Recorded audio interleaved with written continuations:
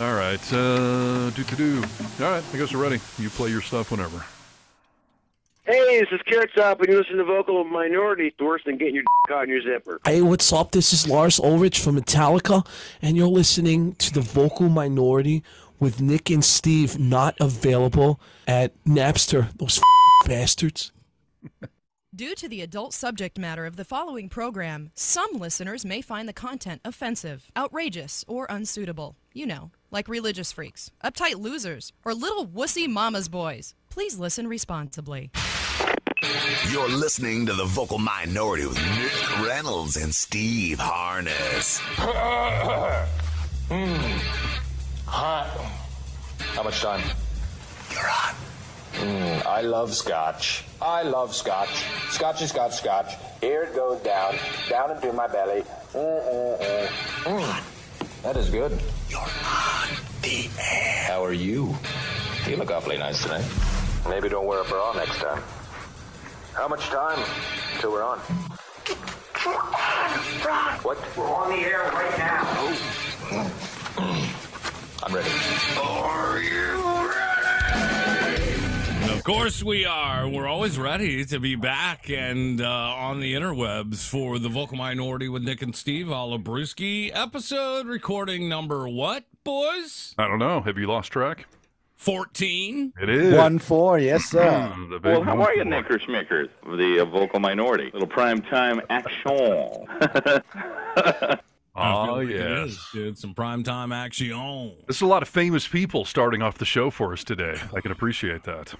Yeah, dude, we got a lot of famous people on the program. As I go through the archives of the Vocal Minority, I forget the people that we came into contact with. We talked about Carrot Top the other day for quite a while, and I forgot that I interviewed Carrot Top for another radio show. Oh, I was going to say, I don't remember ever talking to Carrot Top, so where the hell did that come from? But I had him, as soon as I got done with that other radio show that I didn't care as much about, I was like, hey, dude, can you cut a couple of liners for my real show? That's great.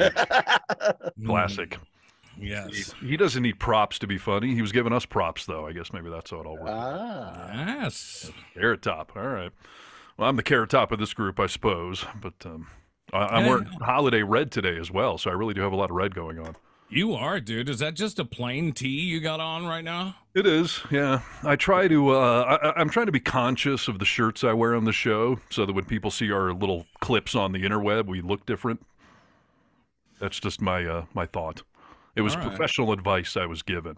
Somebody said that we should have different backgrounds every time, but we can't do that. We're doing a talk show here, and these are our studios. But I can at least be conscious to wear a different shirt. And Nick continues the tradition of wearing different Dave Matthews shirts every show, at least. I just got a lot of clothing. This is a new one, dude. I got my anniversary, was this past week, and we celebrated the wife. So you just gargled out. You say what? You celebrated what? I celebrated my anniversary. Ah, happy anniversary. 14, yeah. Is that right? Yeah, the big one. What's going on here? Episode number 14, celebrating anniversary number 14. Carrot Top, red everywhere. What's going on, people? See, dude, these are some good signs that we got going. I don't know if they're good signs or not. We got devil red happening, but, 14 is where my marriage fell apart, so get through one more year, buddy. So if I make it to 15, I'm a champion? You got the record at that point amongst us.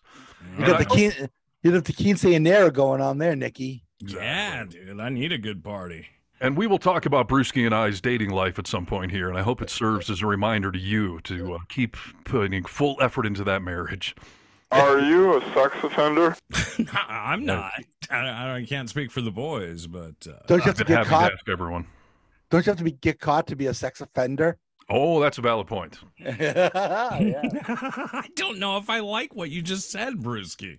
Well, it's a technicality he's talking about. Yes, exactly. It's true. And what is going on with me? Am I frozen? You are frozen, dude, and you're frozen like an idiot, too, because it's just you smiling real big. I love it. Fun. Just let it go, see. Just let it go. Let's see how long that still can last for. I mean, I'm talking, but now we can make absurd gestures, and no one will know what I'm doing, so that's fun. That's fantastic. I look happy there, though. That's good. You do. You look You really do. happy. See? Remember me that way. This is how you should look at your life, of the small moments in time where you can say, you know what, I don't remember being happy, but yeah, here's a small moment in time I felt very happy. Yeah. Right now. You should use that on a dating profile. That's a nice smile you got going on, and you're showing your teeth. I am showing teeth. You're right. Look at that. Yeah. Well, you're doing what you love. Yeah, that's all fair and true. All right. Yeah. Well, if I die, this will be your last memory of me. You're not going to die, dude. Speaking of which, you got a dentist appointment, so there is a chance that you die today. What do you haven't done? I'm getting drilled in the mouth. I'm way behind. I go to the dentist every, 5, 6, 10, 20 years, so I'm overdue.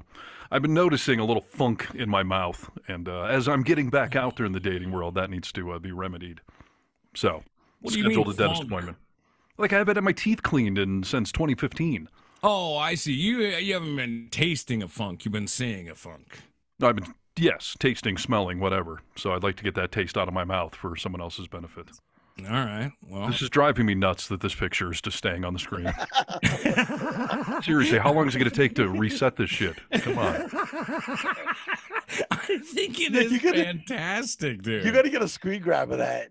Yeah. Well, it's going to be the entire show on YouTube, apparently. So. Here's the thing, dude. You are moving a tiny amount. I mean, just a centimeter here and there, so it looks like you're alive. Oh, now he turned his picture. I'm turning my off. camera off. Let me see if I turn it back on now. If that reboots me, or now I'll just have a black screen for the entire rest of the show.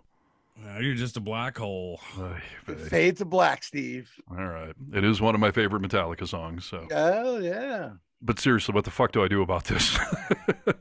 Why do you feel left out of the program? Well, it's a little weird. I mean, I'm glad everyone can hear me, but it's, they're supposed to be seeing me as well. All right. Well, what do you want to do? You want to reboot? I have no idea. Why don't you leave the room? Okay.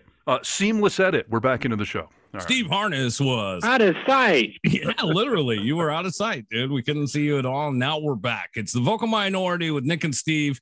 And this is episode number 14, off to a tremendous start. You can find all of our socials, of course, on our webpage. Easiest one-stop shop, thevocalminority.net. Yes. I put a mild amount of effort into our website this past week, so go check it out. You put in more effort than I did. So well, that's all good. I put some actual social media links. You can find all that there. The link to our main podcast page, and I found out how to add our most recent YouTube video to the homepage of the website. Ooh. So you can see our beautiful faces there. This week's thumbnail features Mr. Nick Reynolds and his wonderful new background that my 13-year-old son said is, quote, sick. That is sick. That's a bet, dude. I appreciate it from Little Cross, man. Testing. I was doing a lot of different testing, and I feel like I finally landed on the right background for me at this moment anyway. Yeah, it's the VM that he thought was particularly cool. And he's right. Your letters are awesome. So kudos. The cheapest thing on my wall. Yeah, that's funny. And speaking of which, by the way, this is a random question. That testing drop, is that Crosby or is it Neo? It's Crosby, right? Crosby. Okay. Yeah. When you first played it, I thought it was him, but then the more I hear it, I started thinking, is that a very young Neo? Like they're blending together in my brain. Oh, I could see how you kind of think that. But Crosby did a bunch of tracks for me a long time ago, and this was from his greatest hits. Testing. They like to exploit child labor around here. They're cheap. That's good. So yes, we do. Those kids of mine. So there you go. Hey, dude. Let me just jump back. 14 years I was celebrating of my anniversary. We went out of town, and it was, I don't know, it was just kind of a shit fart, dude. I messed the whole thing up, really. Okay, I put this whole trip together. Yeah, it was a definite shit fart in areas. Okay. So we were supposed, my anniversary is on the 22nd. So it was the last Tuesday. So we were actually going to celebrate the weekend before, since this is like Thanksgiving weekend and everything else. But I couldn't find anything that wasn't already rented out, because I think a lot of people were coming into town, and I started looking a while ago. Well, you picked a prime holiday weekend, so yeah. Yeah, exactly. So I was like, hey, this is a little bit lame. I had an MRI on Friday that I had to stay a lot longer for than I thought I did. So we were going to get a late start. I'd said to Rachel, why don't we just go next weekend, dude? And, then we can take our time with it. So we did. You call your wife dude? Yes. Oh, cool. Right on. I know we call everyone dude, so I'm glad you keep it consistent in your marriage as well. So good. Go ahead. No, I mean, I call her dude. Not at inappropriate times, but just like in conversation. Yeah. Sure. Anyway, so I have to make new reservations for this trip. So I go try and make them at the same place that I had made them before, and I couldn't find anything. I was like, oh shit, now I got to figure out something else to do. So I go on booking.com and I put in the place that I had reservations before, and a couple of rooms came up. I was like, oh, they must keep a couple for booking.com or Priceline or whatever. Yeah. So I make the reservations, dude, and we're getting ready. I guess it's Thursday night and we're going to leave on Friday. Rachel's hanging out, looking over the website for the place we're going to. And it says, oh, we don't take pets. And we were bringing our dog. And I was like, that's bullshit. I searched it out. Everything else, it said they take pets. So I pull up my confirmation email. I made the reservations at the wrong fucking place. Originally? No. It's a follow-up place. Yes. I see. Okay. And now you've already booked it, though? You're committed? And it's too late at this point to even cancel it without just owing all the money. So we were like, all right, let's go here. And we did. And it was a bummer, dude. Like, I mean, it wasn't nearly as nice and it was. How did you book the wrong place? Was it another casino or a similar name or something? Both. So Little Creek Casino is where I ended up making the reservations. Been there, Brewski? Yes, I have actually. Yeah. All right. Really? So it's not a terrible casino, but I mean, it's Shelton, right? Yes. Okay. Which therein lies the problem. Yeah. And I mean, you know what? I don't want to offend anyone from Shelton because I'm sure there's some great people, including some people in my family, I suppose. But we have a guy listening in Kennewick. Is that anywhere near this place? No. Okay, then you're fine. No one's listening there right now. So. All right. So you could rag on the place. The only way I can describe the people of Shelton is like they're walkers. I mean, it's like just kind of very zombie-ish. They're kind of slow and they're constantly like their mouth is always open. They're like looking up at the ceiling as they walk. They take a pause and then kind of look around a little bit and continue to shuffle along. They're just real spaced out. And I can only imagine that it's either the combination of like a really slow life over there, a lot of drugs, and lack of sunshine. Is that what they're looking up for? Yes. When will this rain stop in Washington? I guess so, but yeah, it got to me. I mean, I was depressed by the time we left, and we ended up leaving a little early. So nice. So it was a good uplifting weekend. Did you have any fun? You have some drinks? Fool around. We always make it fun. We had some drinks. We won some money, which is always nice. What were you playing? Just slots. Oh yeah, no tables or anything. No, like that? I didn't pay any. And that's the other thing. And this won't bother you guys. In fact, you'll probably like it. But they made it a non-smoking casino, which I am so fucking not down with. I don't understand why this is happening in certain areas. Because you have a disgusting habit. That's why it's happening. Listen, just so you know, Steve, I mean, Nick, the MGM Corporation actually just did a big renovation of the Park MGM Casino in Vegas, and it is completely non-smoking. And they are raking in dough like you would not believe. Oh, really? That casino. Yeah, they've gotten a tremendous response. Now, I don't care either way. I'm a non-smoker. Well, I mean, I smoke cigars on occasion, but I'm not surprised by that. Because see, I am, because I had read some research around here. I live in a casino town, and they had said that smoking allowed people to sit at the tables longer. So they were afraid if they banned smoking, that people wouldn't gamble as long. But yeah, apparently not happening that way, huh? Well, and I think if every casino were like that, that'd be a problem. But I think what it is that particular casino gives folks who want that experience like a place to go to. It's perfect, dude. It's perfect. Have a couple of them like that are only, that are only non-smoking. I You think were it's in an fucking area great. that only had like 1 or 2 casinos, right? Then it's a problem. Yeah, I'm not on the strip. I mean, there was not another casino I could go to for miles, and I mean for an hour.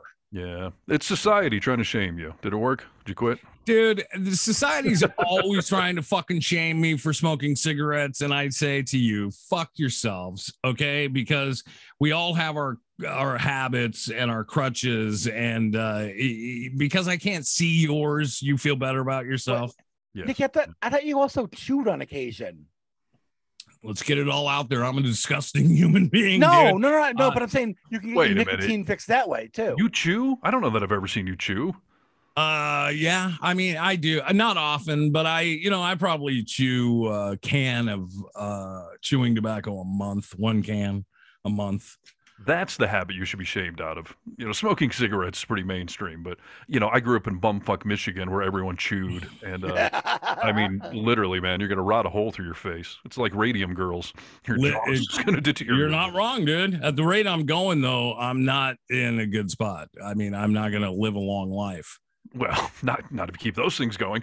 And that is such pure nicotine you're getting yourself. Like, man, that's something you got to withdraw from, to say the least. Oh, I don't crave it. Here's the thing, Steven. I chew. You just selectively want to be disgusting? Listen, I chew on long flights. Okay. And you're sitting there spitting in a thing? What, in the airplane? Yeah. Oh, no. Well, first of all, it's illegal to chew on planes now. Yeah, most really? of them. Why? Yes. Because it's fucking disgusting and people spill the shit. And, I'm sure I don't want to watch a guy sitting 6 inches from me, No.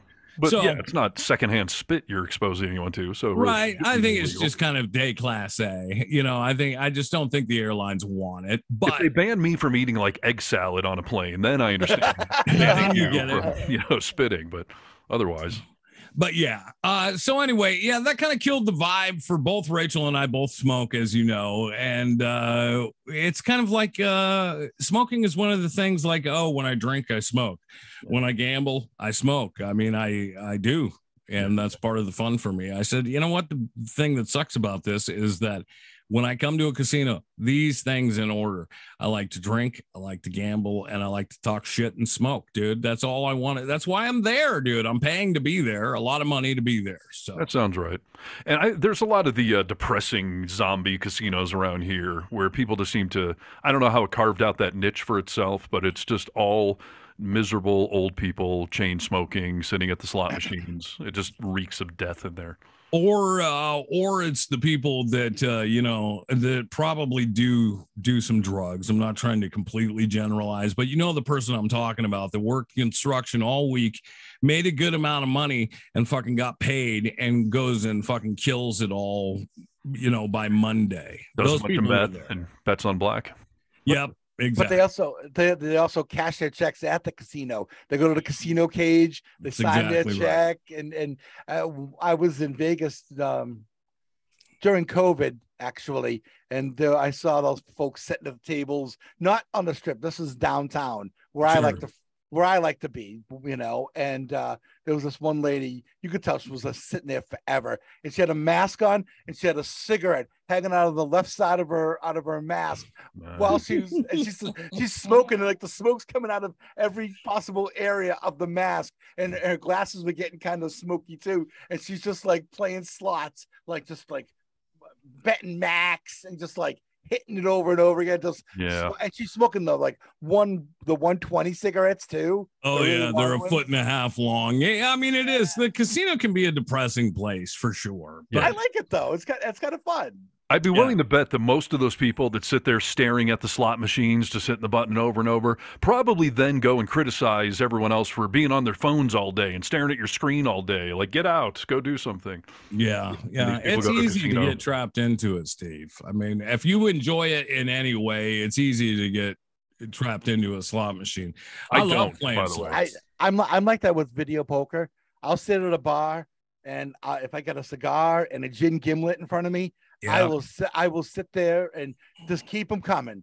Keep the drinks coming, and I'll sit there video poker and just playing for hours. The only time I do that is there's certain casinos around here. It's cheaper to play video poker than to order a drink. And if you're playing video poker, they give you drinks for free. Exactly. So it makes more sense to just pop a couple quarters in every now and again and keep the game going. But as a general rule, I don't like gambling at all. In fact, when I first moved to Lake Tahoe, I was on the radio talking about gambling, and somebody called me like, it felt like from the mob or something. They're like, hey, new guy, it's not gambling, it's gaming. You can have a problem with gambling, but gaming's fun. So don't be calling it gambling, new kid. He was right. Oh, wow. Then there was a horse head in my bed the next day. So yeah, you gotta freaking be careful, dude. That's how that town survives. Yes, I like to get something for my money. Like the whole notion of putting money down. I spin some object, dice, a wheel, whatever it is, and then your money's gone. That was fun. Like, no, I'd like an experience, please. But the feeling, Steve, when you win. Well, that's the problem now, isn't it? Yeah, well, I won this weekend, dude. Yeah, good for you. Did you? Did you come out ahead, though? Yes. You remember we did an old vocal minority. We were talking about gambling, winnings and losses, and some guy called us and he was like, I gamble all the time. Last year I won $100,000. And we were like, wow, how much did you lose last year? He's like, 200,000. Yeah, no. I'm like, no, dude, then you are, no. He's like, it's separate categories. Yeah, if I have to go to the tally, I mean, I'm just going over like the last year, I've no doubt lost more than I've won. But those what about just that day? Did you come out ahead on the recent trip? Yeah. Okay. Yeah. Well, good. And you know what? Here, I'm gambling for two. And so is Rachel, because if You're she pregnant. loses, I'm trying to break us even for the weekend. That's not some sort of bad relationship thing. You're a team player, Nikki. You're a team player. Yeah, no, sometimes she wins, sometimes I win, sometimes we both win, sometimes we both lose. But, wow. I like that you're wrapping codependency into your gambling problem. Well, I wouldn't go by myself, and neither would she, dude. It is codependent. I mean, we take out the same amount of money every time we go, split it up, and go gamble. I mean, it's coming out of the same account, and we both have the same amount. So it's codependent. Yeah. Do you tag in and out too? Huh? You tag in and out too? Yeah. Sometimes it's tag team, dude. We team it up. Yeah. I've hung out with Nick and Rachel at a few casinos. I don't know if you guys find it awkward of me just sitting there watching you, but I have no desire to join in. But I do like watching you guys have fun. And I gamble through, by proxy, watching you go up and down.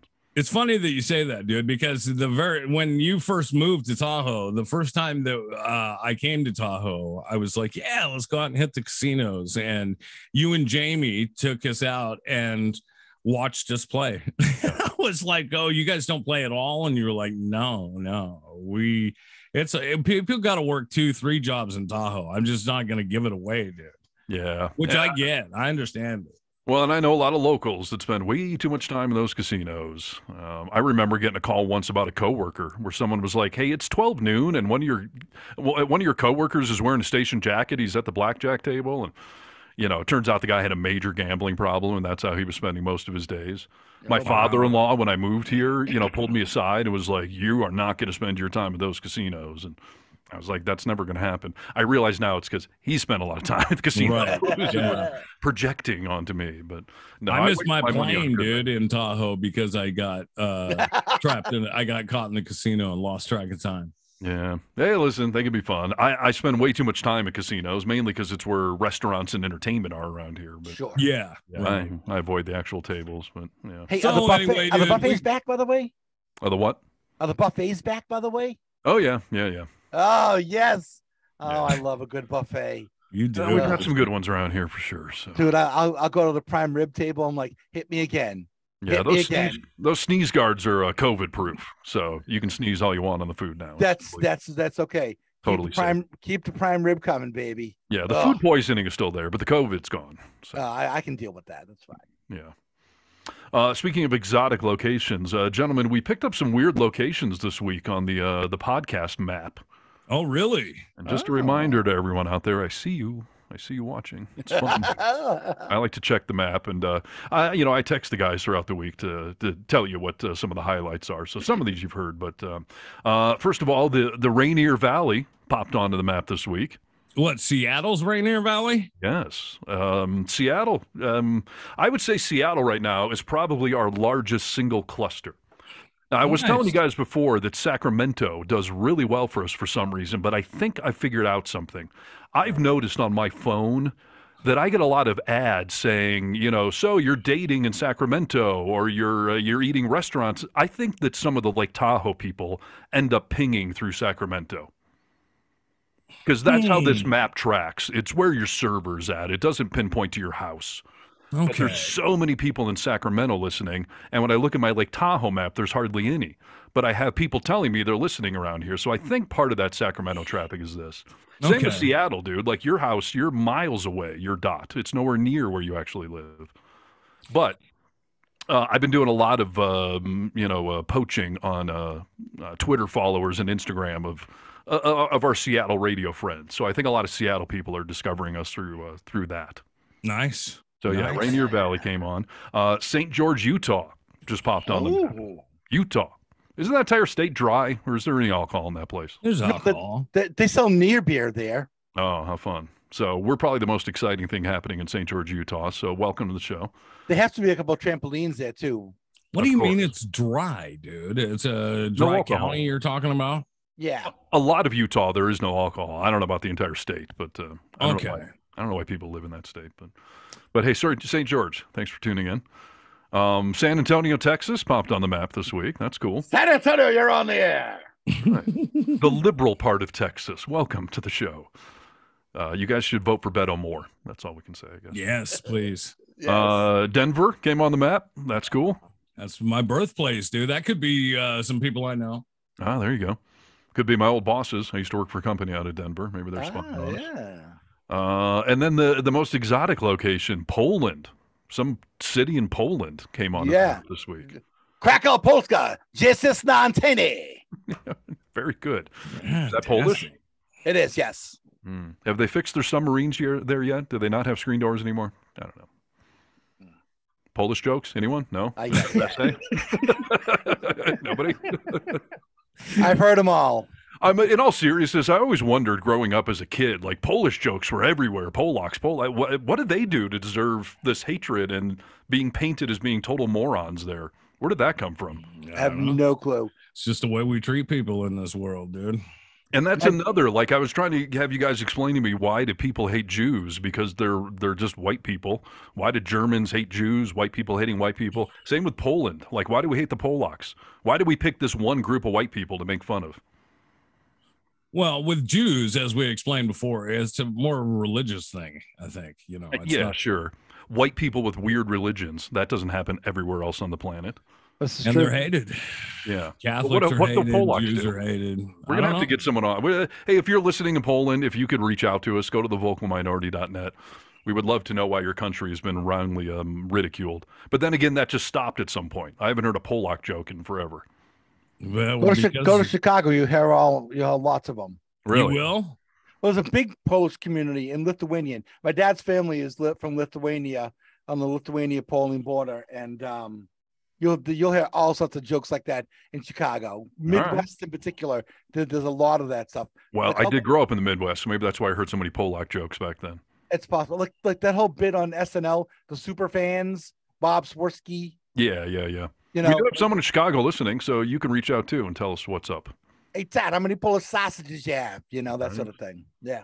And I'm craving a good deep dish pizza place around here, so maybe Chicago could come out and help us out here. No, you should order online. Where I sent Brewski some of those pizzas, dude. Lou Malnati's. Yeah, those are really good. Dude, if you're looking for a deep dish, really, I mean, order online Lou Malnati's. You can get like 5 or 6 frozen pizzas, and they cook up just like they do in the restaurant, dude. They're fantastic. They're really, really good. Yeah. Interesting. I did recently have a mail order pizza, which seemed preposterous to me, but you're right. It did cook well. So where did you get it from? The Hindenburg, her company sent, some random gift from some Bay Area pizza place and sent a bunch. And so. You didn't go to Cottage Inn and have them send you a pizza? I'm thinking about it. Cottage Inn pizza in Michigan. I've taken that pizza on planes before to bring back to Seattle for Nick and crew. So Yeah. And every time, I mean, Rachel's brought them back. Harness has brought them back. Those cottage and pizzas, dude. I just love them. The last one I got had no sesame seeds on the crust. I was devastated. Because it's not like you can. You got to order the right crust. The deep dish comes with sesame seeds on the crust. Yikes. Listen, it's good, man. Brewski, I'm telling you what, dude. I'm not a huge sesame seed guy in general. These pizza crusts are unbelievable. Oh, yeah. I don't know. See, I'm a big Mac guy, but I can't stand the sesame seeds on that bun. You sound like my son. He's very picky about all these things like that. So. Oh, yeah. That's interesting. I've never even tasted the sesame seeds on that bun. So if you hate those, you'd hate this, I'm sure. It is kind of like a hamburger bun. Like I eat hamburger buns with sesame seeds. They don't really stand out. I'm not even sure why they're there now that you mention it. I thought it was just for looks, but yeah, it could be. So, okay. And if any of these people want to mail us pizzas, feel free. We'll endorse you on the show. Please. Yes, we'll advertise. Well, you want to send us pizza and money, that'd even be better. Yeah. I mean, we'll get to that stage. Right now, we're willing to work for food. So. Okay, yeah. Send it on over. So okay, that's my social media updates. I do have some comments if we want to hear any fun comments from the vocal minority out there. Yeah. The brand new edition of the vocal minority. When we started the show, the vocal minority was referring to the phone calls, people calling in, because we were giving you a platform to sound off on the topics of the day. But now it seems like the comment section is really what the vocal minority is. We are vocal minority. I think we should be prominently featuring as many comments as we can, quite frankly. What, on the show to read them? Yeah. I mean, we've already been doing it, but I think it should be a staple of the show. I mean, we're generating good comments on our own social media, but it's also fun to read sometimes other people's posts and see the craziness out there. All right. You want to hear a couple? Yeah. First of all, we did get some love this week. Somebody on our YouTube page had commented, enjoying the content, keep the short clips coming. So I wished him a happy Thanksgiving and told him, you are a champion. So, meaning what? Do they want us to stay short, keep it bright and tight? Well, here's the thing, guys. I mean, we've discussed this on the podcast. Growing the podcast, man, it's going to be a slow process, I'm realizing, because social media, people can like it, they can comment, they can share it, the platforms push it out to other people. But the actual podcast, I mean, you got to promote that. You got to get people there some other way. So we've got hundreds listening on the podcast. We have thousands right now listening on our various social media platforms. Yes. And we had a really great month on Facebook. Facebook, we reached 32,000 and engaged with 22,000 people. Felt so good to see that, dude. I mean, it is growing consistently.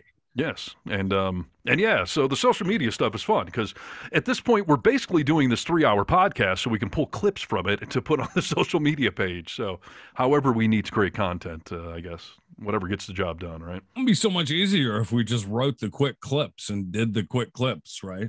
Probably, but then it wouldn't be natural and organic and funny and all that stuff. So, and we don't. That's a fact. Right.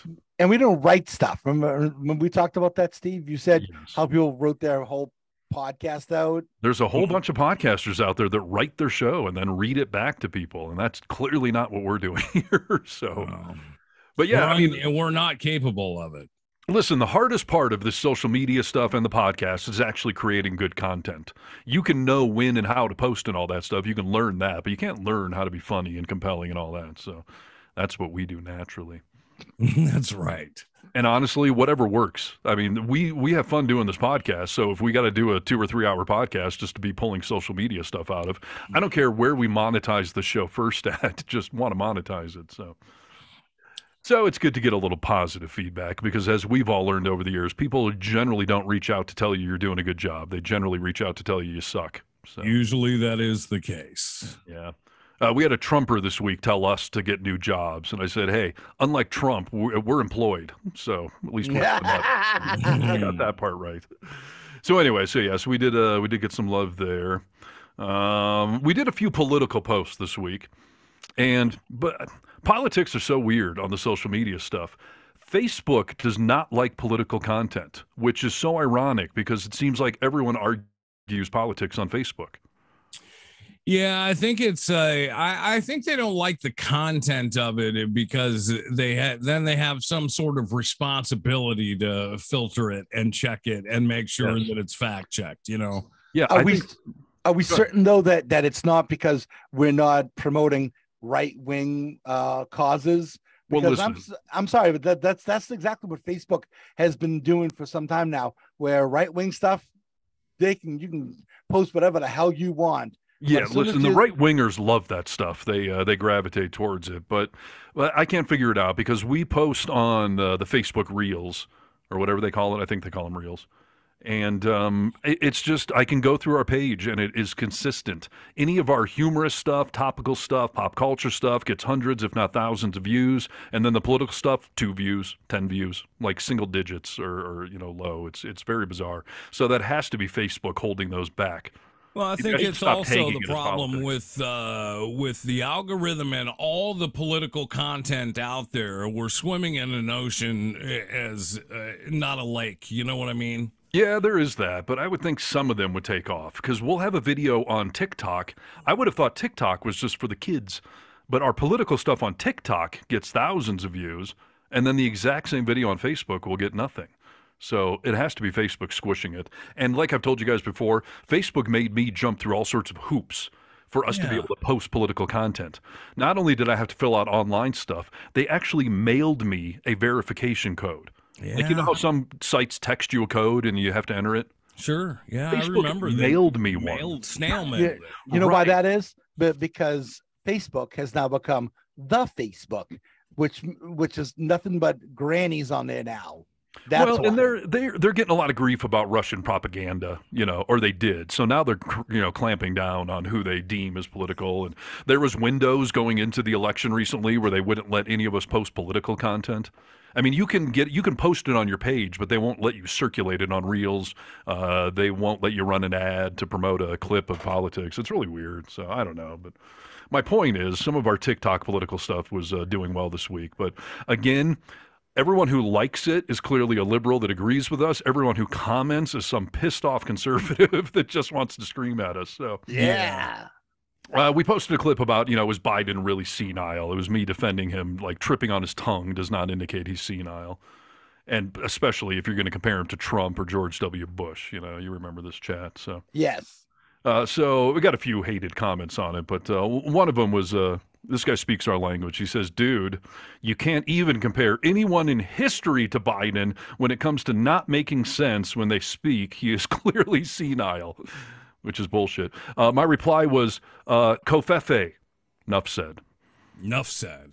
Yeah. It's incredible, dude. I mean, obviously, I saw that guy's comment and he talks about, oh, Trump, you can't even compare it, blah, blah, blah.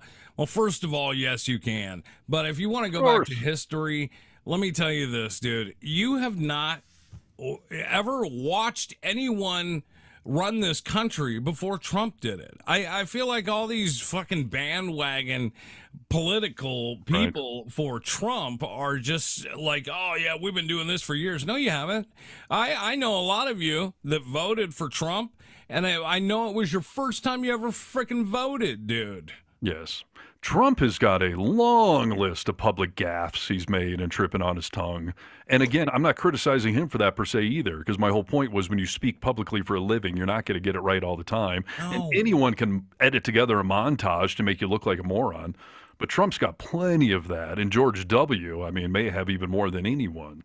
Well, we could even go back to Jerry Ford after he took over for Nixon. Because remember, there was that running gag on the early SNL where Chevy Chase was doing, Jerry Ford and just making all kinds of, jokes about him not speaking right and tripping over himself and that sort of thing. And I hear Taft was a big moron too. So, it goes back. That's my point. We don't even have a clue, dude, how many morons there were before this. But yeah, you make the point, Steve. Well, when Taft would send out telegrams, they were all over the place. By the way, Taft once got stuck in a bathtub. No, I did not. He was so fat that he actually got stuck in a clawfoot tub. Think about how big a clawfoot tub is. Wow. And he got stuck in one of those. Wow. How do you know that? It's something that's been talked about for a number of years, actually. That he was. He posted it on Instagram back in the day. There's a picture. Yeah. That's Nick showed me a picture of somebody stuck in a bathtub once that still haunts me to this very day. Oh, I did, dude, but she wasn't stuck. She could get out. Oh, she got out and then some. Would you like to somehow describe what that scene was without completely making me vomit again? Listen, this is a large Chinese woman. Okay. I didn't even notice her ethnicity, so okay. Well, yeah, so she is laying on her back in a clawfoot tub. And the picture is like if a guy, Tom Cruise, Mission Impossible style, was hanging over the top of her. So it's like straight down on her. And she is spraying diarrhea out of her butt. Obviously, where it's spraying out of. Okay. And it's going all over her body. And she seems to be reveling in it. I mean, she seems to really be enjoying the process of being able to poop on herself. Wow. Oh, okay. And you can see now why this picture has haunted me for years. This was the infancy of the internet, where Nick's like, look at this one, look at this picture. And he shows me this woman giving herself a brown shower in a bathtub in like the birth, pose, like she's got her legs up in stirrups or something. Yeah, it bothered him, man. And I've never been that bothered by imagery like that. I can stop thinking about it. Yeah, but where Steve just can't. He dry heaves. What was the videos that we watched as kids before the internet came out? Like America's Funniest Home Videos? Faces of Death he's talking about. Faces of Death, that's it, Brewski. Yeah. So, I mean, this picture is like the first really gnarly picture I saw before Faces of Death was all you could see on video. And then I see this at my fingertips, and I was in love with that's when I fell in love with the internet. Yeah. Well, it's been a long-running love affair, and I thank God have not seen that picture yet, or since then, but I'm sure it's out there still. So I send you random pictures that haunt you, so maybe I'll have to. I have that picture somewhere. I'm sure you do. And you know the one that haunts me the most, right? What is it? It's of our very own Brewski. Oh, my favorite picture, Brewski. That's my... Which one is this? It's my contact picture for him, just, so you know. Picture on my phone. You took the posed for the picture, rather, when you were staying with me at my house. We were down in the studio. You did the Costanza. Yeah, you did the Costanza on the bed down in the studio. Oh, okay. You remember? Brewski did like a male boudoir photo for Nick, where he sprawled out on Nick's bed doing this sexy pose thing. And there was a long era whenever I would upset Nick, he would just send me that picture just to shut me up. Oh, we actually had this long-running thing. I would send Nick the clown emoji, and Nick has something where he hates clowns. So every time I would send the clown emoji, he would reply with the Brewski boudoir photo, just to negate things. And I said, okay, peace, treaty already. Stop sending me Brewski in your bedroom, and I'll stop sending you the clown emoji. So he always asks me, why do you have that? Oh, here, can I show it on the screen, Brewski? Yeah, I don't care. All right, that's fine. Yeah. You got to talk. Here it is, Brewski. Here it is. You got the finger in your mouth. Yeah. Do you remember it now? I do, very much so. Yeah. It haunts me a little. That's my I give you comedic props for doing it, but yeah. It's so funny, Brewski, that when you call, that's what comes up. So my phone was sitting on the coffee table or whatever, and you called one day, and Rachel was like, "What is that?" Did you tell her where the picture was taken? Yeah. Yes, I mean, yeah, she's known for a while. Did she burn the sheets or? No. I'll add that to the video for the YouTube audience watching. So yeah, he wasn't naked. So no, you're right. So. No, that'd be horrifying. I found a brilliant way to shut down Trump morons this week. So we posted this as Biden senile thing, and the Trumpers. I mean, I can read you some of the comments, but it's all just he's senile. Biden's a part of a crime family, worst president in history. Blah blah blah blah blah. So this one guy, I made an initial reply to his Biden's a criminal and all that. I did the same Covfefe thing to him, and he replied like, "Oh, Trump makes one mistake, and you can't compare that to Biden." I mean, first of all, calling it a mistake is being generous. That was like an aneurysm he had or something. He made up a word and tweeted it. and then never took it back or explained it or any like that. Actually is more disturbing to me than tripping on your tongue. Yes, come on, dude. That and one mistake. Like, are you kidding me? Right. He's had a zillion of them. But so I wanted to shut down this back and forth with the guy. But and let's also not pretend that we're that. Oh, I'm sorry. That's all right. Let's not pretend. I wanted to shut down the going back and forth with this guy. And as we've discussed on the show, the actual reason I'm replying to these comments is because it increases the number of views we get on our videos. Right. So none of you morons should be thinking that I'm actually trying to engage with you or change your mind. I'm using you. So. None of you morons, even if you love the show. The nice guy that we just talked about, that's fun. And we've gotten some compliments, but anyways. So yeah, I came up with this brilliant idea. So this guy's just defending Trump left and right. So I replied to him finally and I said, you don't realize that Trump is playing you, just like I'm playing you and you don't realize it. Thanks for the extra views. #irony.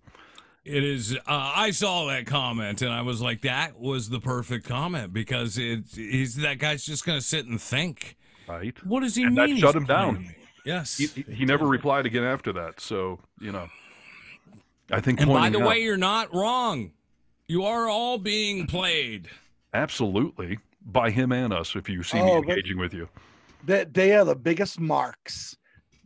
Oh, that's the thing. Like, Trump supporters don't seem to realize he is playing you. Howard Stern made this point a couple of years back, that he despises most of his followers. You redneck white trash types, you think Trump would ever socialize with you, invite you into Mar-a-Lago or Trump Tower? You kidding me? He looks down his nose at you. He's exploiting the shit out of you, and you're too dumb to realize it. And he wants your money.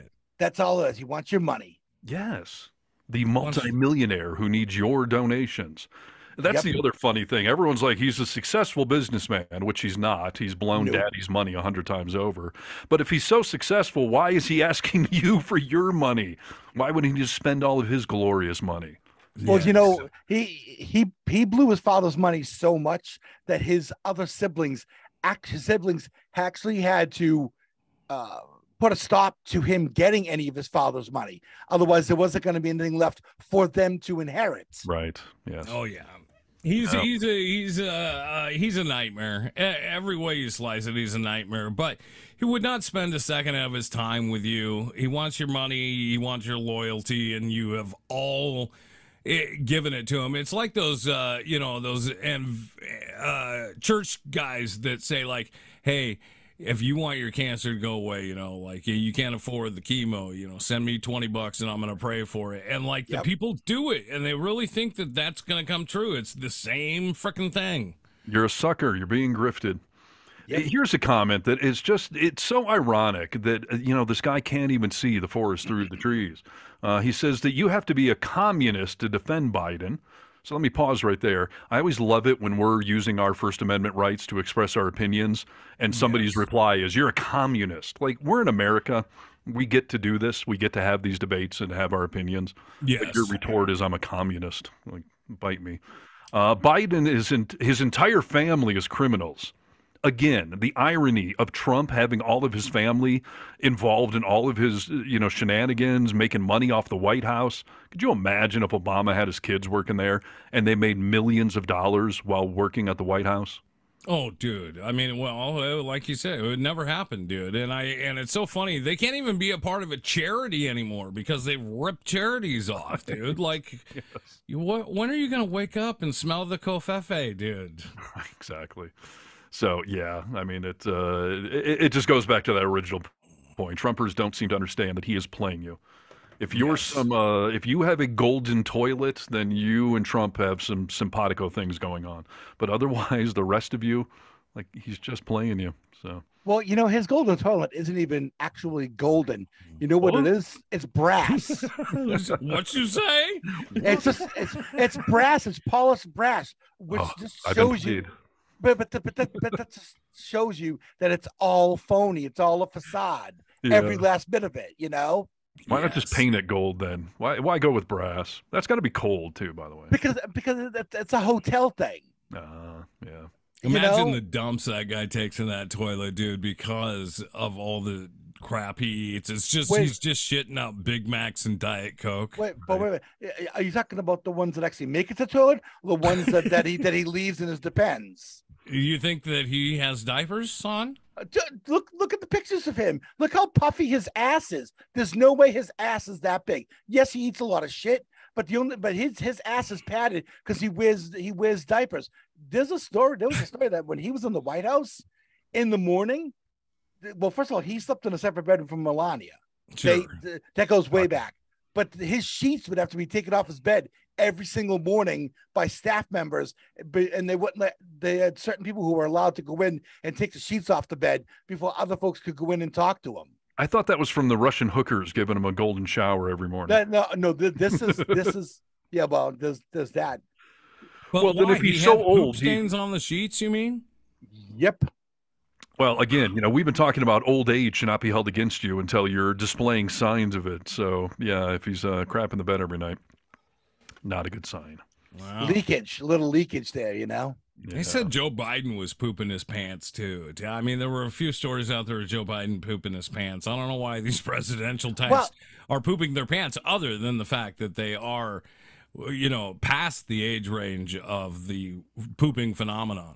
But we've seen Joe Biden riding a bicycle, and he's wearing bike shorts, which is horrifying as it is. But I mean, he rides the bike. He walks around, and he never looks like his body is no, that's fair. Out, and I love to see conservatives making fun of Biden for when he fell off the bike. When was the last time you saw Trump on a bike or walking or doing anything active? Yes, he rides a golf cart, and you know what? There were those pictures of him playing tennis. Look at the tennis pictures with the white shorts on. Tell me that guy isn't wearing a diaper around his tidy whities. Yeah, that's probably true. That's a fact. All right, we're calling it a fact. Trump wears diapers, dude. You heard it here. You can cite us as a credible media source now for that story. So. Yes, you can. Improv. A lot of people are saying Trump poops his pants. Trump wears. I'm just asking questions. I'm not saying. I'm just asking questions. Yeah. I'm not saying Trump wears diapers, but Trump wears diapers. Well, it'll be a shit show for the next 2 years, to say the least, as we watch Trump try to run for office. So we'll see what happens. I don't know. He's already shitting his pants with Jack Smith. Holy crap, is he shitting his pants? Who's Jack Smith? The special counsel that was appointed by Merrick Garland. Yeah. Because Merrick Garland is an institutionalist, and he's afraid that everything's going to look political. So he appointed Jack Smith, and Jack Smith actually filed a brief to the court on Thanksgiving. Oh, fantastic. He's a worker, yeah. And Trump's already attacking him, saying that Jack Smith is partisan because Jack Smith's wife worked on a documentary about the Obamas. Oh, come on, dude. Listen, Trump, even when you pick people, they don't side with you. Yeah, I mean, you're never going to pick the right person to see in court. I mean, even the people that you place there disagree with your shit. Well, and it's all bullshit again. I mean, everyone's got their political opinions, but some people in their jobs are forced to put it aside. But obviously Trump is just trying to find something to debunk him and take him down a notch because he's shitting his pants that this guy is going to prosecute him, and he probably is. Oh, yep. I hope it happens. Or refer him for prosecution anyways. But and Jack Smith was actually prosecuting war crime criminals at The Hague. So it's not like he hasn't prosecuted really awful people who've done really awful things. He's not afraid to do that sort of thing. And Jack Smith has a 7-nation army. So, that's Jack White. That's Jack White. Sorry. What do we think about Trump hosting the white nationalist along with Ye at Mar-a-Lago last week? That was quite something, dude. From what I read about it anyway, I mean, it was all over the place. I mean, it was really in line, actually, with the way Trump does things. But I thought it was hysterical that Ye said, hey, let's do a ticket together. Ye and fucking Trump. Come on, let's get it on. No, actually, Kanye, or Ye, he actually wants to run on his own. That's why Trump yelled at him and told him not to run, that he was wasting his time. Yeah. But in this meeting, he asked Trump, hey, let's be on the ticket together. I just think it's hilarious that Trump has tried to defend having this white nationalist as like Nick Fuentes. I didn't know he was a white nationalist. Like, first of all, bullshit.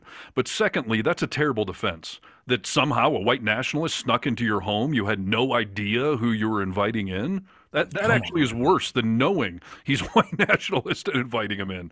And actually, even to get close to the former president, you have to be vetted by the Secret Service, which Trump has protection from as a former president. So he would absolutely know. It's just like when Trump would fire somebody that he hired and then be like, man, this terrible person, incompetent. Like, you're the one that hired him. Your defense is they're incompetent, terrible people. Well, then you're terrible for hiring them in the first place, repeatedly. Well, and 6 months ago, you told us, like, oh, they're wonderful, amazing at their job, so good. You're acknowledging you're a terrible judge of character. That's not a good trait for a president. Yeah, well, we've seen it over and over again. Everyone he's brought on that's so good, has ended up being a shit walker, dude. Yeah. Did you see Jared in the in MBS's and also with the Qatari Emir in their box for the World Cup? No, that's awesome. Yes, Jared, Ivanka, and the kids. Well, I mean, listen, he's got to go there and he's got to kiss up to them, for giving them the $2 billion as he was leaving. Yeah. Here's a funny article. Speaking of his, former inner circle, Trump's disturbing dinner at Mar-a-Lago last week with Holocaust-denying white supremacist Nick Fuentes is further evidence that Trump is, quote, sliding deeper into the heart of darkness since he lost the 2020 election, a one-time top aide to former Vice President Mike Pence said. There is no excuse for it, he added. Incredibly poor judgment. Like, yeah, no shit. Ever since the election in 2020, I think the former president descended deeper into the heart of darkness here. I think it's a big challenge and another reason Republicans are looking in a different direction for 2024. Thank God. Well, you've got Mike Pompeo and you also had Paul Ryan, Ayn Rand lover #1, saying, we should move away from Trump. Paul Ryan said, I believe, with Trump in 2024, that's a loser for us. Yeah. I'm on the fence between let's watch the shit show or let's see if the Republicans wake up and get a clue ahead of time and throw him out of there. But like I said, he's probably just going to run as a third party candidate. Yeah, that's what we want. Which, yeah, would be just glorious. So yeah, do the Ross Perot. Yeah, and we'll see. Can I finish? Speaking of social media, are you guys familiar with Be Real? The Be Real social media site. To be real. See, I was thinking Be Real from Cypress Hill, but no, I don't know otherwise. Now that's an app I could get down with, hanging out with Be Real. But yeah, now there's a social media network out there called Be Real, and their concept in this article I was reading has said that in the last year they're taking off, and maybe they're going to be the new big contender. But the premise is, as we're all aware, Facebook is really fake book, right? We all post the good stuff. We don't post the shitty moments of life or the real moments of life. So this network, this Be Real thing, they'll send out an alert once a day saying something like, 30-minute warning, 10-minute warning. And when you hit 0, everyone on the app has to take a picture of whatever you're doing at that moment. Be real. Yes. Fun. Yeah, I do know about it, Steve, and I just didn't know it by name, but I had read a little bit about the whole thing or watched a video on it, and it looks like TikTok's already trying to compete with it at this point. They've got something on there called Now or something like that, where you take a picture first thing in the morning or something. So I think it's a good idea, and I think it's probably going to take off. I don't know why I haven't become a Be Real user yet. Do you? Yeah. Well, I mean, I have no interest. I mean, I'm Why? part of social media is fake. I mean, it's not that it's fake, but you're doing it to share the good stuff in your life, a trip I took or a birthday celebration. Like, you want a picture of me shaving or eating a sandwich, whatever I'm doing at this moment? That seems unentertaining to me. My whole point of Facebook is to chronicle my life so I can go back and look at it. I don't need to see that I was popping a zit Tuesday at 3:30 p.m.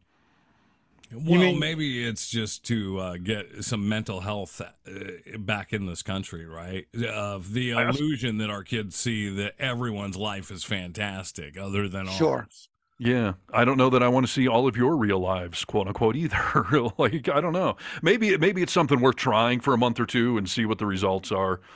Maybe it's fun. I mean, I don't know. But then again, I would just, as the countdown comes in, I'd be like, all right, I got 30 minutes to do something cool. Let me go get on a mountain.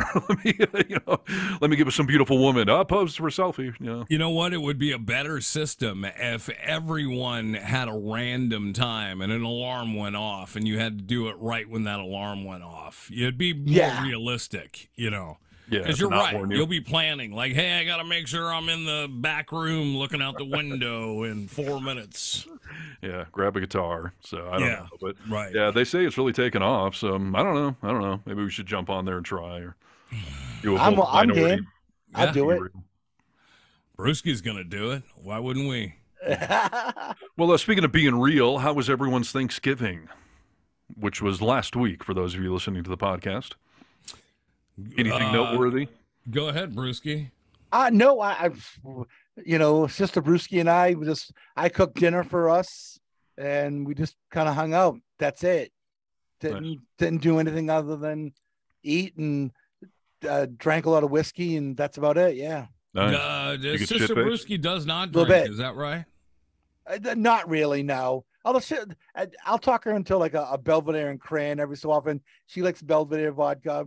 But you got to put like the least little bit in it. She's just not a drinker. That's all. Yeah. So did you get a little buzz on? Oh yeah. You know me. I'm a booze hound. So you're a boozer, dude. I know. Yeah. Well, good. Yeah. Dinner turned out all right. Yep. Just a turkey breast because it's just the two of us. Yep. Nice. Yeah. Facebook recommended me this week to be friends with Becky. You should do it. She's good people. I'm sure she is. I just thought that was really weird. I've never seen that before. And then, like 2 weeks ago on the show, I was jokingly saying like, hey, is sister good looking? She want to move out west? Like, what's going on here? And then Facebook apparently spying on me. It was like, hey, we recommend you guys be friends. So you know what they usually say? The reason for that is that if you see people come up on you or, you may know or you could be friends of friends, it's because they've been looking at your profile. Or have checked your profile. Or vice versa. Like, I looked at your guys' Thanksgiving post. Maybe that's why it... because maybe she was tagged in it, that type of thing. So, yeah. Well, yeah, I agree. I'll put another mark for good people. You should befriend her. We did go to a concert the day after Thanksgiving. Oh, I saw that, dude. You guys are always hitting up shows. You went to watch Symphony, though, right? Oh, we went to the Trans-Siberian Orchestra. Yes. Nice. Which was actually... Is that with the electric guitar too? Do they do that? Oh yes, yeah. Okay, it's like the three guitarists, and they've got the symphony behind it, and they've got singers, and it's actually a lot of fun. You dig it a lot. The light show is pretty crazy too. Yeah, right on. Were you a little sloshy for that? That sounds like a good stoner event. No, well, I mean, I wasn't drinking before it. Afterwards, when we went to dinner, I had a couple of drinks, but no, not for the show itself. Yeah. There's very few shows I want to see sober. Really? I don't care if it's a movie or a live show, like weed, alcohol. Like I can't remember the last time I saw some live event sober. It's weird. Why? Why is that? Because weed makes everything better, man. Is that really it? I mean, you just feel like it's enhanced? I think so. I mean, anytime I'm going out for some fun event to have a drink or to have a few hits, like it always, mellows you out a little bit. It makes you a little more prone to have fun. So, yeah, That's what we call a problem, Steve. How were your Thanksgivings, guys?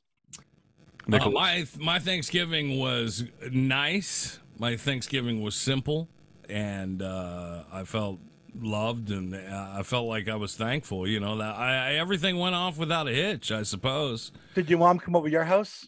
We went over to my sister's house, and Mom came over there. So, yeah, we did, just classic turkey. My brother-in-law smoked a turkey. Okay. That's what I'm talking about, man. Yeah. I don't even know what that means, dude. Why are you guys both excited about smoking a turkey? Yeah. Hit that shit. get that tryptophan a different way. That's right. You got to be stoned for Thanksgiving dinner. I mean, it's the ultimate munchies, right? No, I don't know that I've ever been stoned for Thanksgiving dinner, dude. Really? Oh, really? Why, you do that every year? I don't know that I've not been stoned for Thanksgiving since high school, since before smoking. Yeah, for sure. Wow. I would have never made the connection. It's a munchie holiday. It's the whole point is eating food. So, yeah. But you're hanging with your kids. I mean, and everything's better. Dad's in a better mood when he's taking a few hits. All right. Well, I did not. Maybe I'll try that next year, dude. You should. Yeah. And Steve, how was yours? Well, mine was good. So we did a bringing together of the two sides of the family for Thanksgiving this year. My ex-wife Jamie and her new guy Charlie, and me and my best friend Rosie and her 5 fingers. We all got together with the kids and did Thanksgiving together. This does bring up an interesting question, though, that I have for you guys. Like, it's about ex etiquette, like hanging out with your ex and their new people. Are there jokes you're not supposed to make, topics you're not supposed to bring up about your past relationship? I saw a good College Humor video about, two people meeting each other, with their new people and running into their exes. And the two exes, kept making, inside jokes to each other, and their new people did not seem to appreciate it. Yeah, brought up this topic of like, how are you supposed to act around the exes? Because my ex-wife, and I know Charlie's going to be listening to this one of these days, so maybe he might comment, off air here as to whether he picked up on this or not. But my ex-wife, and I'm not saying she did this to be, mean or cruel or anything, but she was bringing up a lot of references to our past, fun stuff, jokes, the good old days. You remember this, you remember that. I mean, even to the point we were talking about she and I being in a hot tub together once, getting drunk. And they are good memories and all that, but I felt a little awkward for Charlie that, there's all of this reminiscing about the days of Steve and Jamie being married. And I don't know if it made him uncomfortable or if it's just natural dinner talk. I understand that. Yeah, I don't know. That's one you're going to have to navigate on your own, dude. I mean, here's the thing. I think it's fine if you feel like it's a little inappropriate or you just feel like it may be making Charlie feel a certain way. Maybe you just pull back on it a little bit and don't respond as much as you might have in the past. That's part of the awkwardness, because in the moment, my thought is I didn't bring this up, but it would be weird if I just didn't comment on it or shot it down. Sure. But so maybe you just don't keep it going. Maybe you make the comment and not add to the story to keep it going. Yeah. Or if it's really on your mind, I would just ask Charlie, like, hey, I would be upfront with that, dude. That's a vulnerable moment to just be like, hey, you know what? I felt this way, and I just wanted to make sure you didn't. And if you did, I wanted to address it, because this is all new. I've had the same thoughts and feelings with hanging around my ex with Rachel. Yes. Would you make a joke like that, an inside joke with Heather in front of Rachel, or talk about a time you guys were hot tubbing together and getting all drunk? I don't know if the hot tub thing would come in, but I would definitely. We did talk about inside jokes, and I guess looking back on it, I just explained them to Rachel to make her a part of what we were talking about. Did you ever get a comment later, Home Alone, like, "Hey, what's up with all the jokes or whatever"? No, Rachel wrong. The biggest thing is that I had a nickname for Heather that, I never called Heather by her name. Right. I always had a nickname for her, and she had the same nickname for me, which was just a stupid fucking nickname, but having Heather call me that in front of Rachel and me calling her that in front of Rachel, right. I got to comment on that. Like, that's what I'm talking about right there, though. That's like an inside joke. That's a pet name, though. I think that's a little more intimate than sharing even the hot tub story, because the pet name is really intimate and deep in the relationship. Yeah. And I would say you're right, Brewski, but like even Heather's dad called me this nickname. Like it wasn't something that we just all called it, like in the bedroom or anything like that. Sure. But yes, so when I explained it to Rachel, I mean, she completely understood, but she had a question about it for sure. So I would not I would be willing to wager that maybe Charlie either brought it up to Jamie, or if he didn't, he wanted to just ask a couple of questions to be reassured. And that's the other thing. Like, a part of me wants to talk to him about it, but I'm not getting involved in their relationship. If it's an issue, those two should be talking about it. I shouldn't be bringing it up. Exactly. And if it is an issue, then let them come to you and talk to you about it. You don't need to be stepping into it unless you're absolutely necessary. Yeah. I won't bring it up unless it's on a global podcast. But besides that, I'll just leave it alone. Because like if he's got a problem with it, it's her. I didn't bring any of these things up. So sure. But yeah, I don't know. It made me feel uncomfortable for him. That's my main point. Well, then maybe that's what you tell him, dude. Here's the thing. You brought it up on the podcast. Now he will have a chance to bring it up with you if he wants to. Yeah. Yeah. Well, I'll let you know how that goes. So, but otherwise, no, Thanksgiving was really good. And, I've been talking about, struggling with the holidays here with the new family dynamic and all that kind of stuff. So Thursday went well. The kids then, went back to my ex's house after that. And I spent Friday and Saturday solo. And things got a little dark, but, I pulled out of it. And what do you mean a little dark, dude? I was a little sad and lonely. Like, I went from, I made it through Thanksgiving and I felt good about that. But then I'm right back to being this, not even single dad, just single person, because the kids were gone. So I'm just home alone and, thinking back about the holiday. And now here's my ex and her new guy taking off with the kids to go do fun stuff. And, it's like, I do miss having the family circle.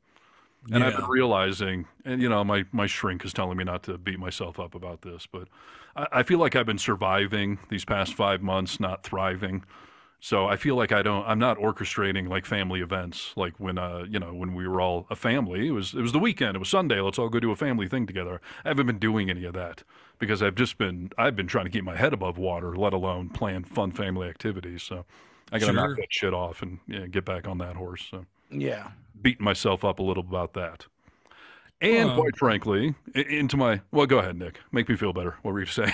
Yeah, I don't think you need to beat yourself up about it, dude. I think what you said is exactly 100% right. I mean, there are times where we're just doing our best and giving it all we have to get by on a normal Wednesday.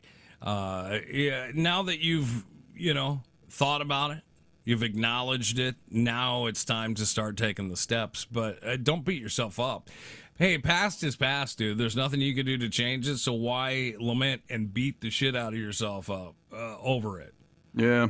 I mean, I guess it's a good indication that I care enough to, beat myself up about it. But it's one of those, like, if you're not aware of what you're doing wrong, it's hard to fix it. So I guess I'm glad I've become conscious of it. But sure, it's tough for the holidays. And, but yeah, I also, this whole dating world thing, that came into play Friday and Saturday in a somewhat humorous way now that I look back on it. Because, dude, you have so much hinged on tiny moments, Steve. And I'm not putting you down for this at all. It's just an observation of you have the highest hopes and thought process for what you need to feel good, and until that happens, you feel like shit. Kind of. And I hate that you feel that way. I hate that 30-minute silence from somebody you've reached out to can make you that crazy in your head. Yeah. Well, everyone keeps telling me to live in the moment and appreciate the here and now. And the problem is when the here and now sucks, I'm only living in the here and now. So, yeah, I start to overanalyze all this stuff. I text some people and then hours go by with no reply. And I'm like, well, the here and now kind of sucks because here I am right now wondering, why aren't these people replying to me? But it's that whole thing that Misty's been talking about, that in those moments you gotta Misty's make yourself, my shrink for the audience. Oh, I'm sorry. You gotta make yourself feel good in those moments and not rely on what you're doing to make you feel good, or you're just gonna be disappointed. I can only jerk off so many times. I mean, how am I supposed to make myself feel? You and your fucking boner, dude. I mean, you can enjoy yourself and your thoughts and what you're doing. Aside from that, yeah, you should go for a hike, and then find a nice spot that inspires you and jerk off there. Oh, okay. Jeez. I like how you bring it back to reality because, yeah, that's what it is. Tremendous play by Brewski. That's right. My brain is starting to catch up to me. I'm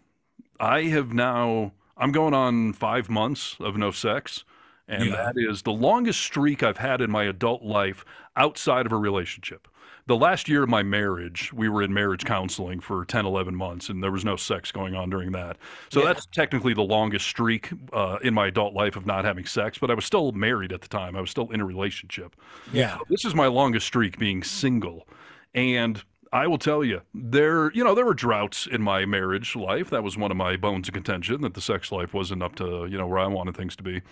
And back then, when we would go too long, I would start to have, for lack of a better term, wet dreams.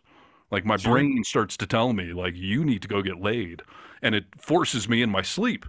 And I've had a couple of nights recently, I haven't actually finished in my sleep, but where I wake up in the midst, I'm like rock fucking hard and just like, oh my gosh, like I was just with, some playmate or, exes have been creeping into my dreams.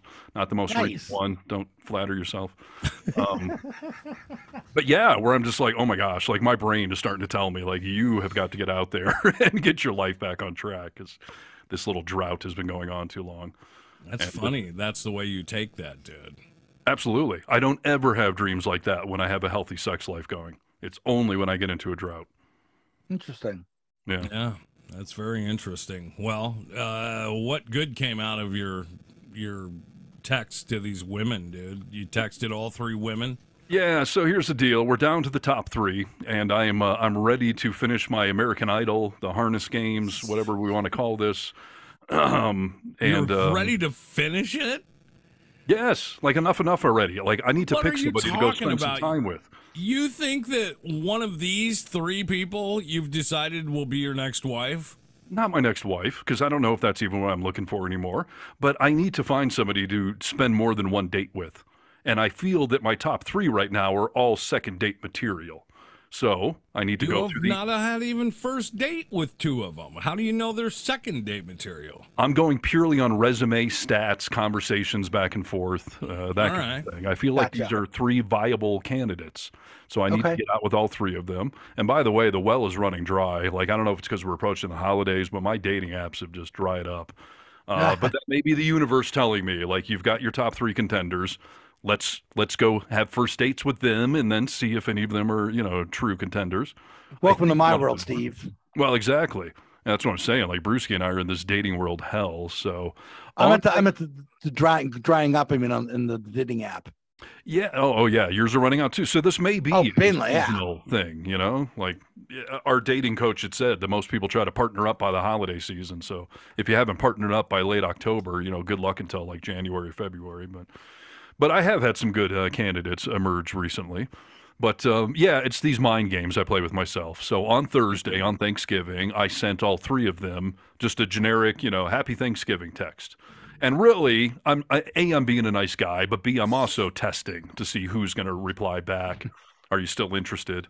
Did you Google me while you're traveling for the holidays and realize I'm a perverted talk show host and you want nothing to do with me? Yeah, you're paranoid about that. Oh, well, for good reason. Have you listened to the show? Well, listen, I had it happen to me one time. What? They heard you on the radio and then were turned off? So I used to do a betting segment on Mitch in the Morning on KJR in Seattle. And you did a gaming segment, not a betting segment. So anyway, they brought up the Molly Ringwald incident. And we were talking about it. Brewski sniffed her chair after she had been in studio. Yes. Yeah, well, this lady I was talking to, I told her when I was on the air, and she listens to the segment. And after hearing the segment and hearing about the Molly Ringwald thing, she wanted absolutely nothing to do with me whatsoever. Yes, this is what I'm worried about. Like, we lay it all out on this show, and I turn my volume up to 11, my personality and whatnot. I say things on the show I would never say in normal civil discourse. Yeah, especially some of these women who are more professional types. They may not want to be associated with this. The college professor I've been talking about, some of her students may be YouTube fans of ours based on the demographics I'm seeing. Yeah. So, no, that's a big concern, quite frankly. And I'm okay. Once you get to know me personally, I'm then okay with you hearing the show. But if your first impression of me is this show, I think I would send a lot of women, running for safety in the hills there. So Fair enough. So anyway, on Thanksgiving, I had the three. We've got the Valley Girl, we've got the radio fan, and we have the professor. I will actually tell you, the Valley Girl texted me Happy Thanksgiving before I could text her. Oh, wow. That's a good sign of a nice person who's thinking of me on her Thanksgiving. So that was cool. I texted the professor Happy Thanksgiving. Took a couple hours, but she replied, so that was good. And then radio fan, I never heard back from. Oh, boy. So I think it was Friday. On Friday, I sent at Nick my Serenota Vergiac. He's helping me write my text so I don't seem too pathetic or desperate. Nick and I sent the professor a text and basically said, I hope you're enjoying your time with the family. Travel safe. When you get back home, let's figure out a time where we can go out on our first date. And I ended it with something like, I'm free next weekend. So no reply from her on Friday. I texted the Valley Girl and said, hey, my Saturday just got opened up. Like, do you want to go out Saturday night? So no reply from her. So I go to bed Friday night all down and out. No one's replied. Poor pitiful me. Pathetic loser. Home alone. No one's texting. Guys, literally at one point I reset my phone because I'm like, why is no one replying? Is my phone like, what the fuck? Did I lose all three of these women somehow? So yeah, I reset my phone. I'm holding it up to try to get a better signal. Oh my gosh, dude, you're a wreck. Pathetic. And so I wake up Saturday morning the same way, just laying there in bed, all alone. No one's replying to me. And then over the course of the day, all three of them reply to me. Good. So yeah. And? Let's see. So radio fan, she did not reply to the Happy Thanksgiving, but on that Saturday, I figured I got nothing to lose. So I sent her a text and just said, if you still want to get a drink together, let's do that. And I said, you can get a drink alone, but it won't be that much fun. So she replied immediately. And she had this crazy suggestion. She was like, I'm tied up most nights next week, but how about we do a boozy brunch? Oh, there you go. Boozy brunch. All right. So always down for that. So she and I have a brunch date set up this Wednesday. So 2 days from now on recording date. So I'll have an update next week on the show for that. Such an odd thing, dude. I can't wrap my head around on a Wednesday brunch on a Wednesday. It is so odd. Yeah, is this an indication of a drinking problem that she? I don't know about that. Let's date drink together. Yeah, I mean, I think she probably kept the boozy in the brunch to be like mimosas, in lieu of going out and getting drinks, that type of thing. But yeah, it's just kind of odd, to do a brunch on Wednesday. I hear you. But to do a boozy brunch, why aren't we just going out for lunch? It's a good question. I mean, some people want a cocktail associated with a first date because social lubricant, right? But I took it as a compliment that instead of saying my nights are all tied up, so how about 2 weeks from now or 3 weeks from now, that she was like, I got an idea. Why don't we meet for lunch? And yeah, no, she's making a slot for you, which I appreciate. Yes, hopefully multiple slots. We'll see. But I've got that set up for Wednesday. The professor wrote back and. Again, me overanalyzing it, me Ted Mosbying this thing. Her reply to me, and Brewski, I already know Nick's 2 cents, and we'll let him comment afterwards, but give me your 2 cents on this since you're a professional dater nowadays as well. I had said, I'm free next weekend. So the next day she wrote back and it was like, hey, trip's going great, traveling home today. Let's touch base when I get home and figure out a date, but I'm actually helping a friend move next weekend, so I couldn't do it next weekend. Now, my thought was you're helping to move the entire weekend? Friday night, Saturday night? So, the enther weekend you're helping her move, huh? How do you interpret that, Brewski? Well, here's the thing. I mean, so she's probably, age-wise, about how old would you say? She's the 31-year-old we've been debating. Okay, so now we're getting into that area where people are kind of moving into their new place, whether it's a condo or a house or something like that. Sure. So maybe this is a longtime friend, and it's kind of like a girls' weekend kind of thing, like do the move. We go and do other stuff together. Mm-hmm. We're setting up the house or hanging pictures together and drinking and that sort of thing. That's the way I would take that because of the age where she is there and people are just kind of getting into. She's not old enough to pay for movers. Is that what you're saying? Because when you get older, you just start hiring movers. When you're younger, it's, hey, all my friends, come help me move. I've never once hired movers. Okay. Never once. It's Well, always either been- way, you don't take it as her blowing me off, because that's, of course, how I took it. No, I don't take it as that at all. But think about this.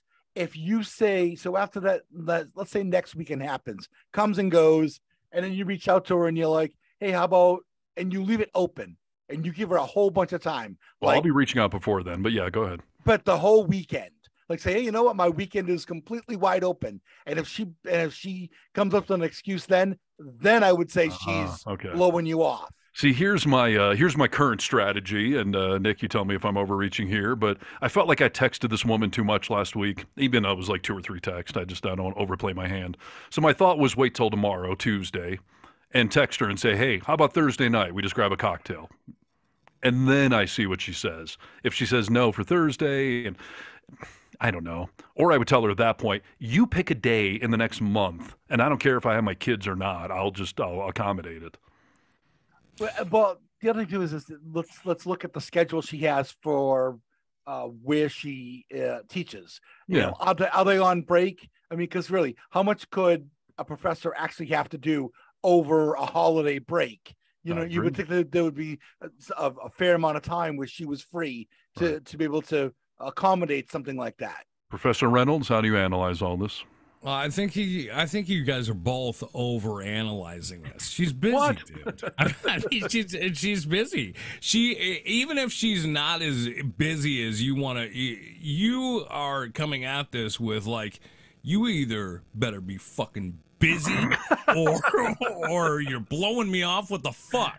Right. Like, I don't think I'm quite that aggressive about it, but go ahead. Yeah. But I mean, this is what I'm going to say, and this is not meant to be hurtful. It's only thought of for something for you to think about. What if she is not nearly as what if her going out on a date with anybody, let alone you, is not nearly as important to her as it is to you?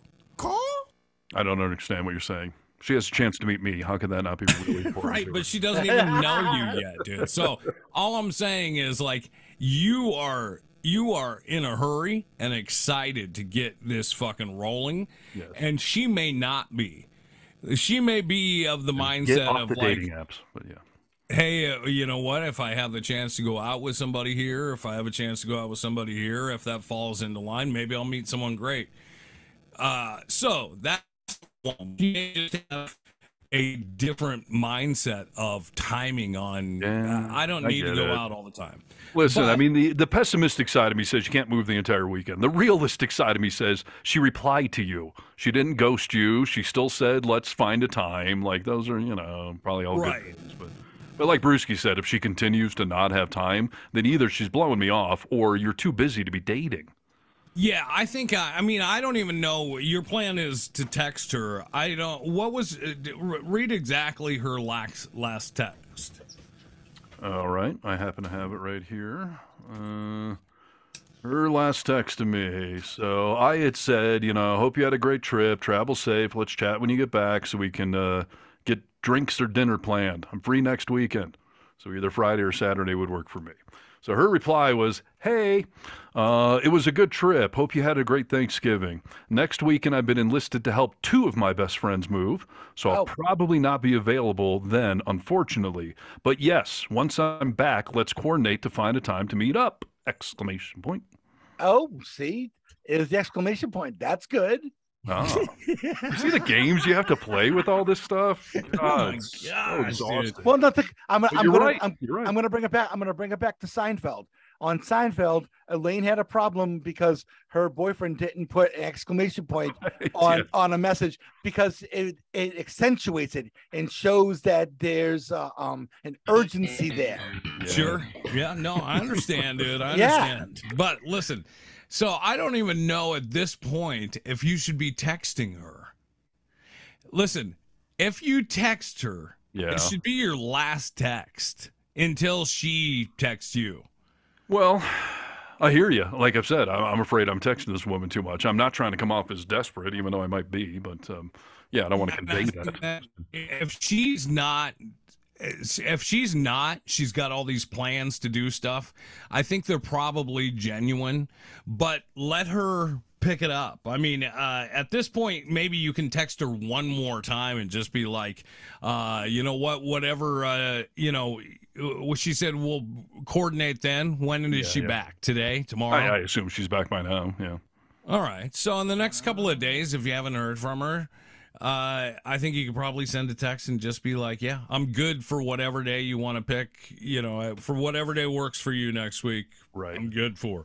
Here's the contradiction, though. The dating coach had told us all that, women's rights and all that, but they still want you to be the guy. They want you to take the lead. They want you to show that you're interested. They're not going to set up a date. They want you to do that. And I just proved with the radio fan, like, I thought she was gone. She hadn't replied to my Happy Thanksgiving text. And then I reached directly to her and said, hey, do you want to go get a drink this week? And then she immediately replies to me. If I had followed the don't text twice back-to-back rule, I don't know that I ever would have heard from her again. True. Yeah. Hey, see what a pain in the ass this dating is? Yes, you just have to go. You just have to go out and advice free. I'm letting you out into the world because I don't know. No. Don't let me be free out there. I can't do this alone. Listen, I don't know what the right answer is. I mean, if it's meant to be, it's meant to be, I suppose. Maybe, but there's a process to something being, So how do I play this game? I'm just going to show up at her work.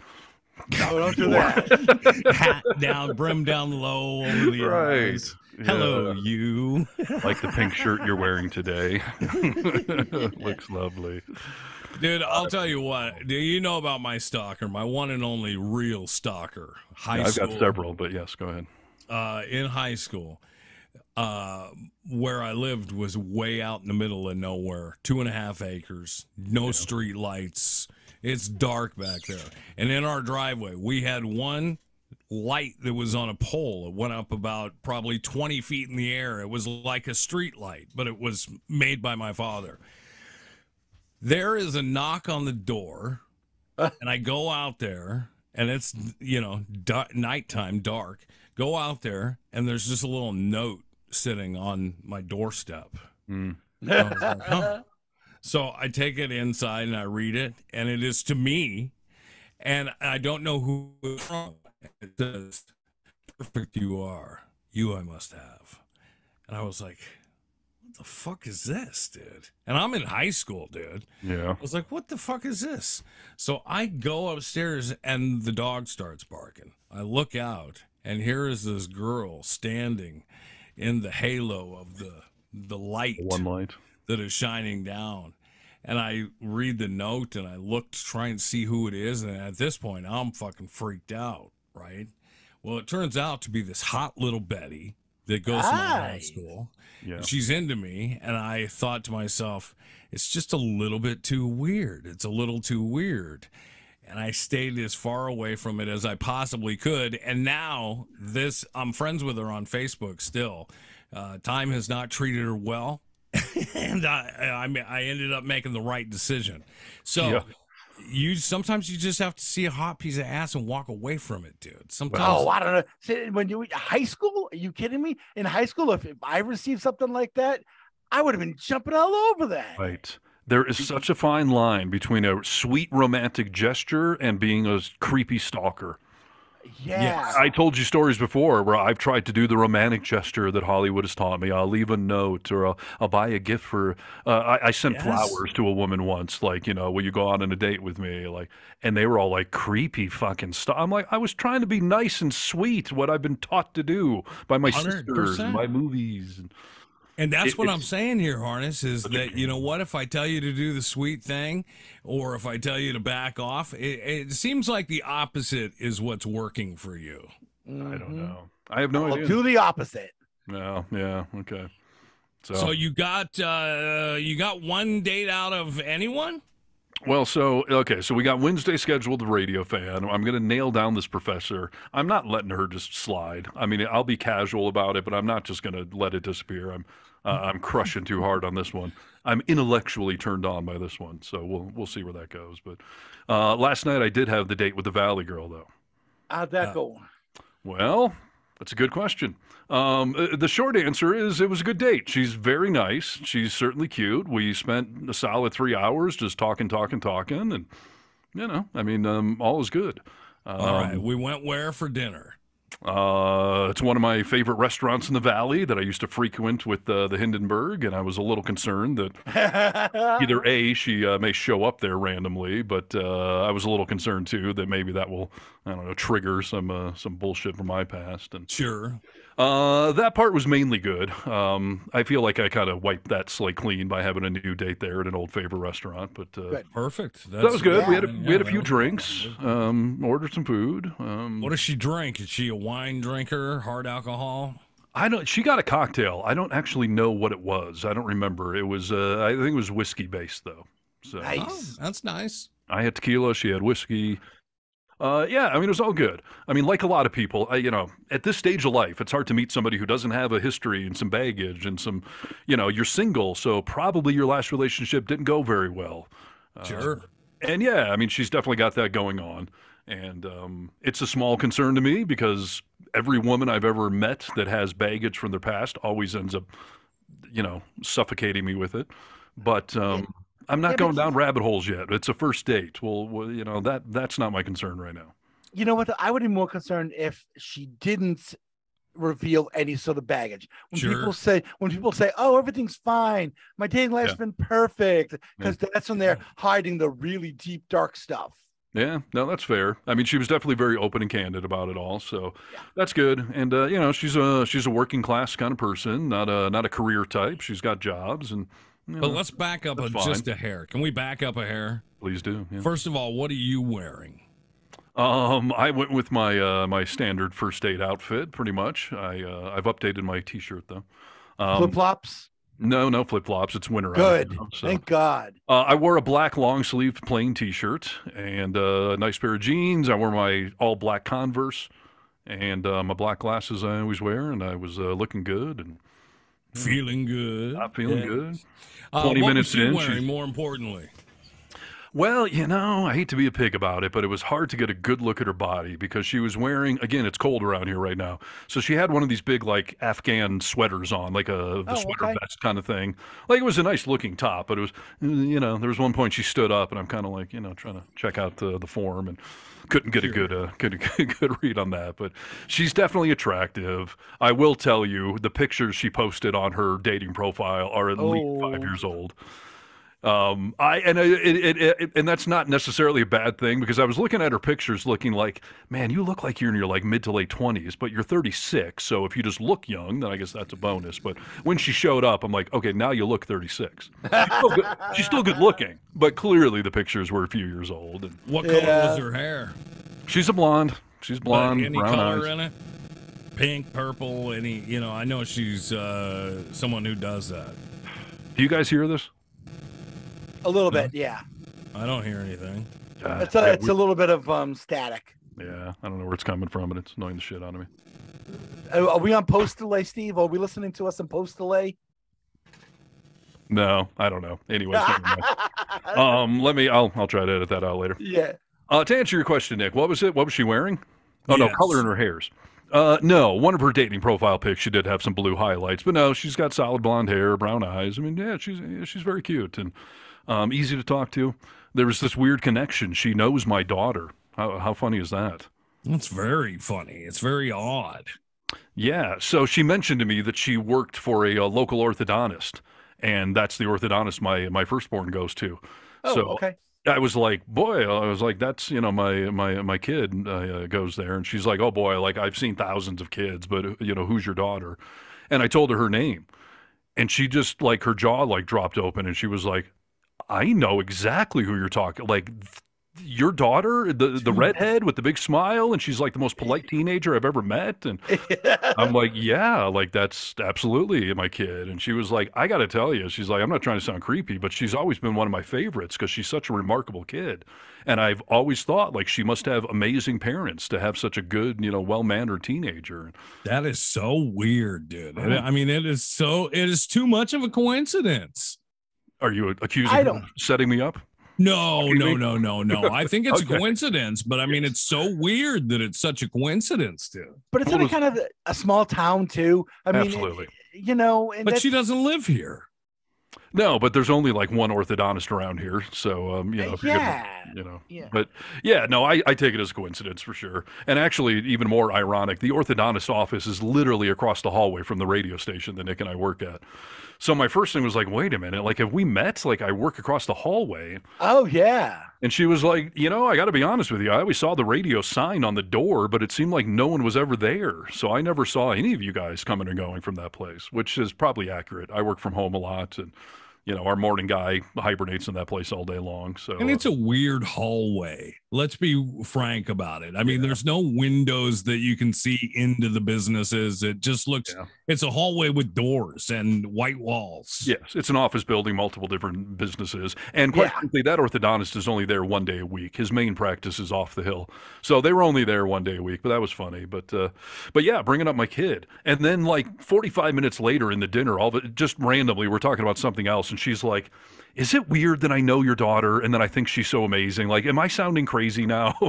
I was like, no. Like, but you know how awesome Neo is, though. So it's not odd for anyone to say those kind of things because you know yourself what a great kid she is. She is a remarkable kid, and people tell me all the time that she stands out in the crowd and she's an old soul and all that stuff. Yeah. So no, I took that as a big compliment.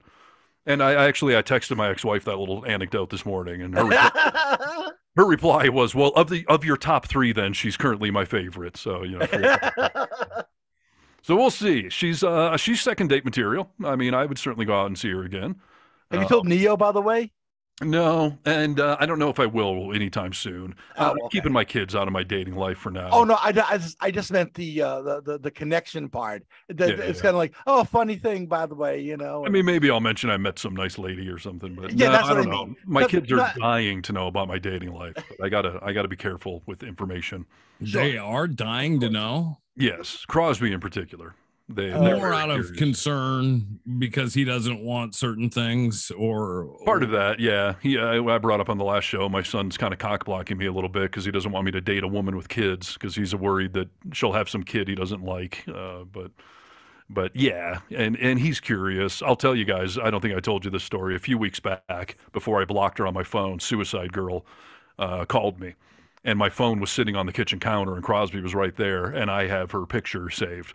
And so he just saw my phone ringing with a woman that he didn't know, and he just looked at me with wide eyes. He's like, "Who is that?"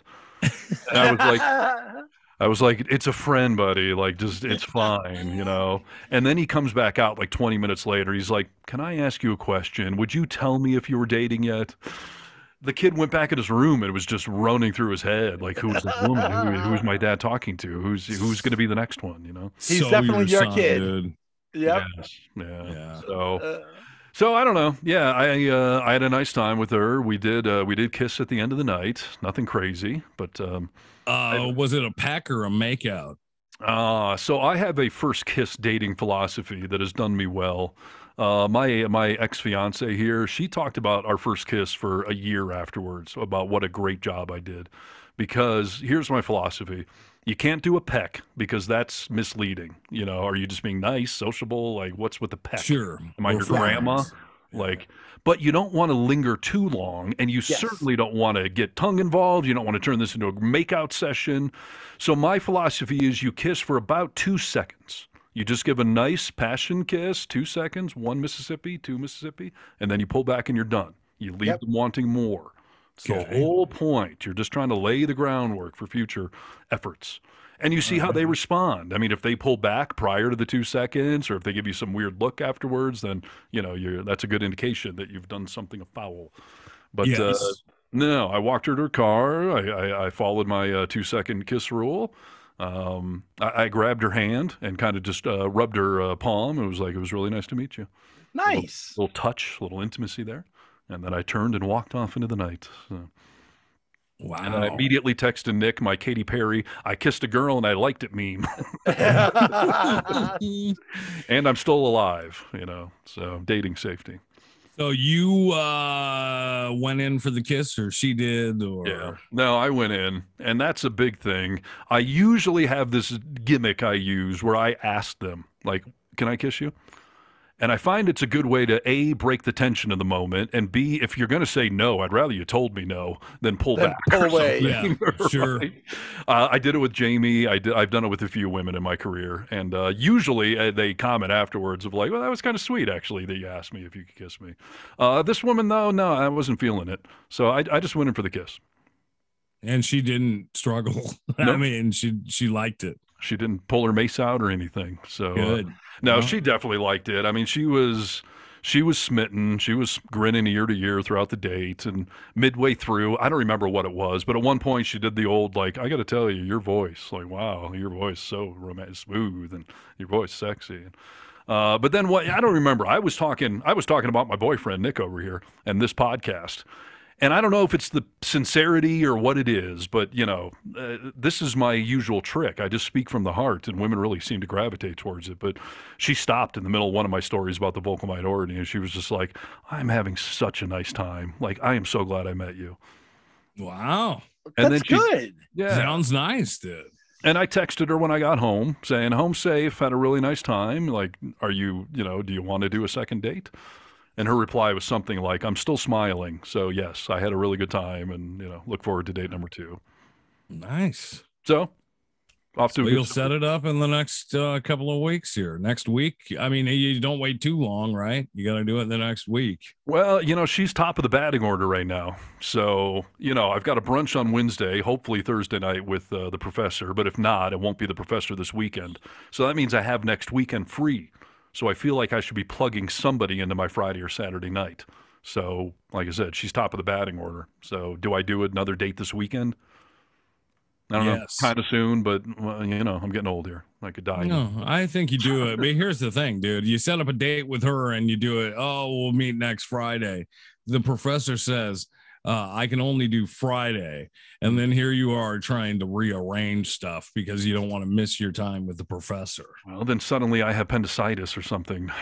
Valley Girl, sorry. My Friday night just got filled. Yeah, and then you've already turned into an asshole. Dude. I know. You can't do I know. that. Well, that's the stage we're in, though. Like, I'm not a multiple woman kind of guy, but I have to get through at least first dates with all of these women before I can start checking anyone off the list. So yeah, set something up for this weekend, dude. What's it gonna hurt? Okay, duly noted. Brewski, how's your dating world going out there? Any better? Any worse? No, it's not getting any better at all. But it's funny. I had a passenger in my car last night, and we had probably about a good 25-minute ride. I was bringing her to a place where she was staying. And at one point we're talking and she says to me, can I get your number? Really? She asked you, huh? Wow. But here's the thing, though.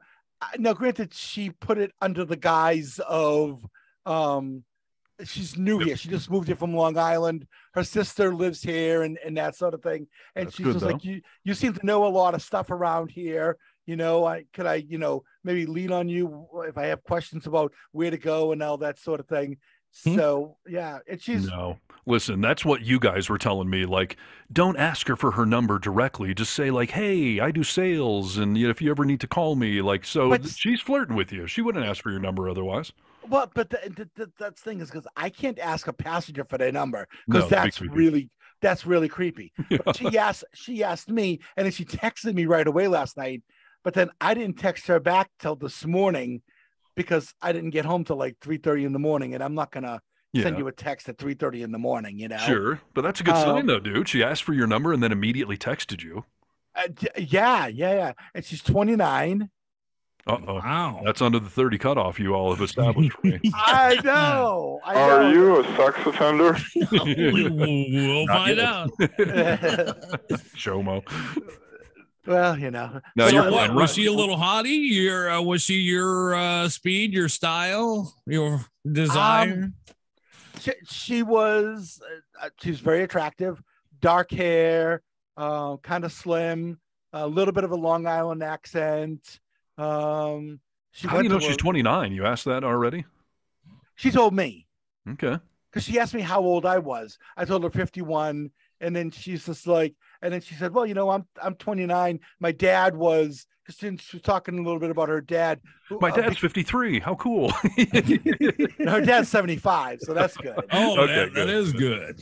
Yeah. And so that's how that all came up.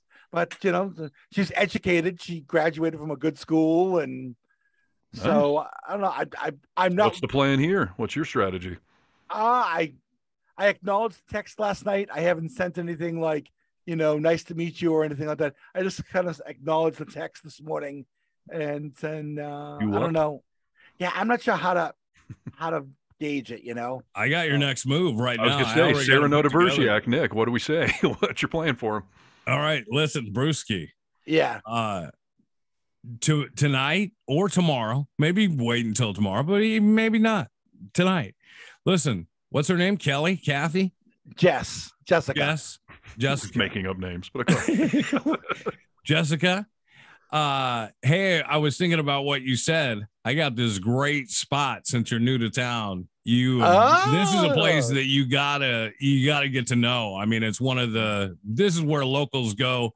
I love to take you over there. I don't know what your schedule looks like, but if you're down for it, I'd love to take you over here, show you this, local spot. Oh, wow. Good move, Nick. All right. I'll do that. Now I'm not the expert here by any means, but if there's any group setting you could do that in, that makes it even more neutral and friendly. Like my sister and I and one of my buddies, we're going to this bar Friday night. I don't like to do the group thing. Okay. Well then, yeah, just go for it then.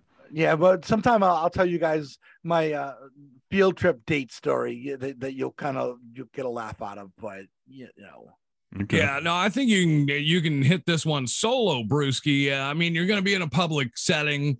Yeah. Take her to one of your favorite bars that's a local hotspot, like your kind of local hotspot, has some history to it, a real Boston place, Yeah. I just don't want to misread this because she could possibly just be looking for, information about places to go and places to live and she could be, but if you then push on the topic, she can then ghost you, say no, whatever it is. You got nothing to lose here. But the fact that she asked you for your number and then texted you immediately. But if she does have another agenda, she's being very misleading. Yeah, because she was like, I don't know if this is okay to do, but could I have your number? Yeah, I think you better jump on it, Brewski, and just play it cool like we just talked about. But I mean, at the very least, if she is just looking for, a tour, an information guide in the city, she can go fuck herself. You know what I mean? Like, she wanted your phone number. You're not a dial info. So she's got Yelp. She's got Google. Yeah. But she did say to me, you're really knowledgeable about this area. You know a lot of history and everything like that. And she mentioned the tour guide thing. And then after that was when she asked me for my number. Yeah, dude. And you know what? Like I've said before, I agree, dude. You know what? I felt like I had the best tour guide of Boston when I was there. But to get that service, I mean, you got to hang out. I'm not going to write you a letter and tell you where to go, right? Yeah, I get you. Yeah. And she asked for your number. I'd jump on it, Brewski. Yeah, I will for sure. Absolutely. Right on. Right. Well, that's some progress, so that's good. We have an update on next week's show. And but your dating apps, you've noticed the same thing. Things are drying up around the holidays, huh? Yeah. It's drying up, and even on my end of things, like I'm like scrolling through. I'm just like, no, and my God, why would you post that picture? Right. No, stuff like that. I had a woman like me the other day, which everyone who likes me is just a fucking cow. And this woman, her profile picture, she was literally dressed as a cow. And I wanted to reply, like, that is the worst picture number one on a dating app I've ever seen. She's in one of those blow-up Halloween costumes as a cow with big udders hanging out. I'm just like, lady, you're already a cow. You should not be so on the nose as to dress as one. It's kind of like that. There was a song from the 90s called Funk Dat, but it's a guy named Sagat.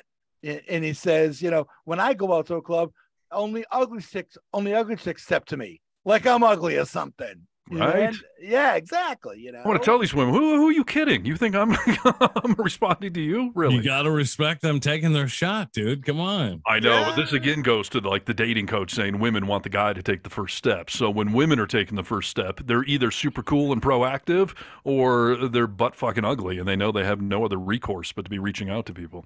Yeah.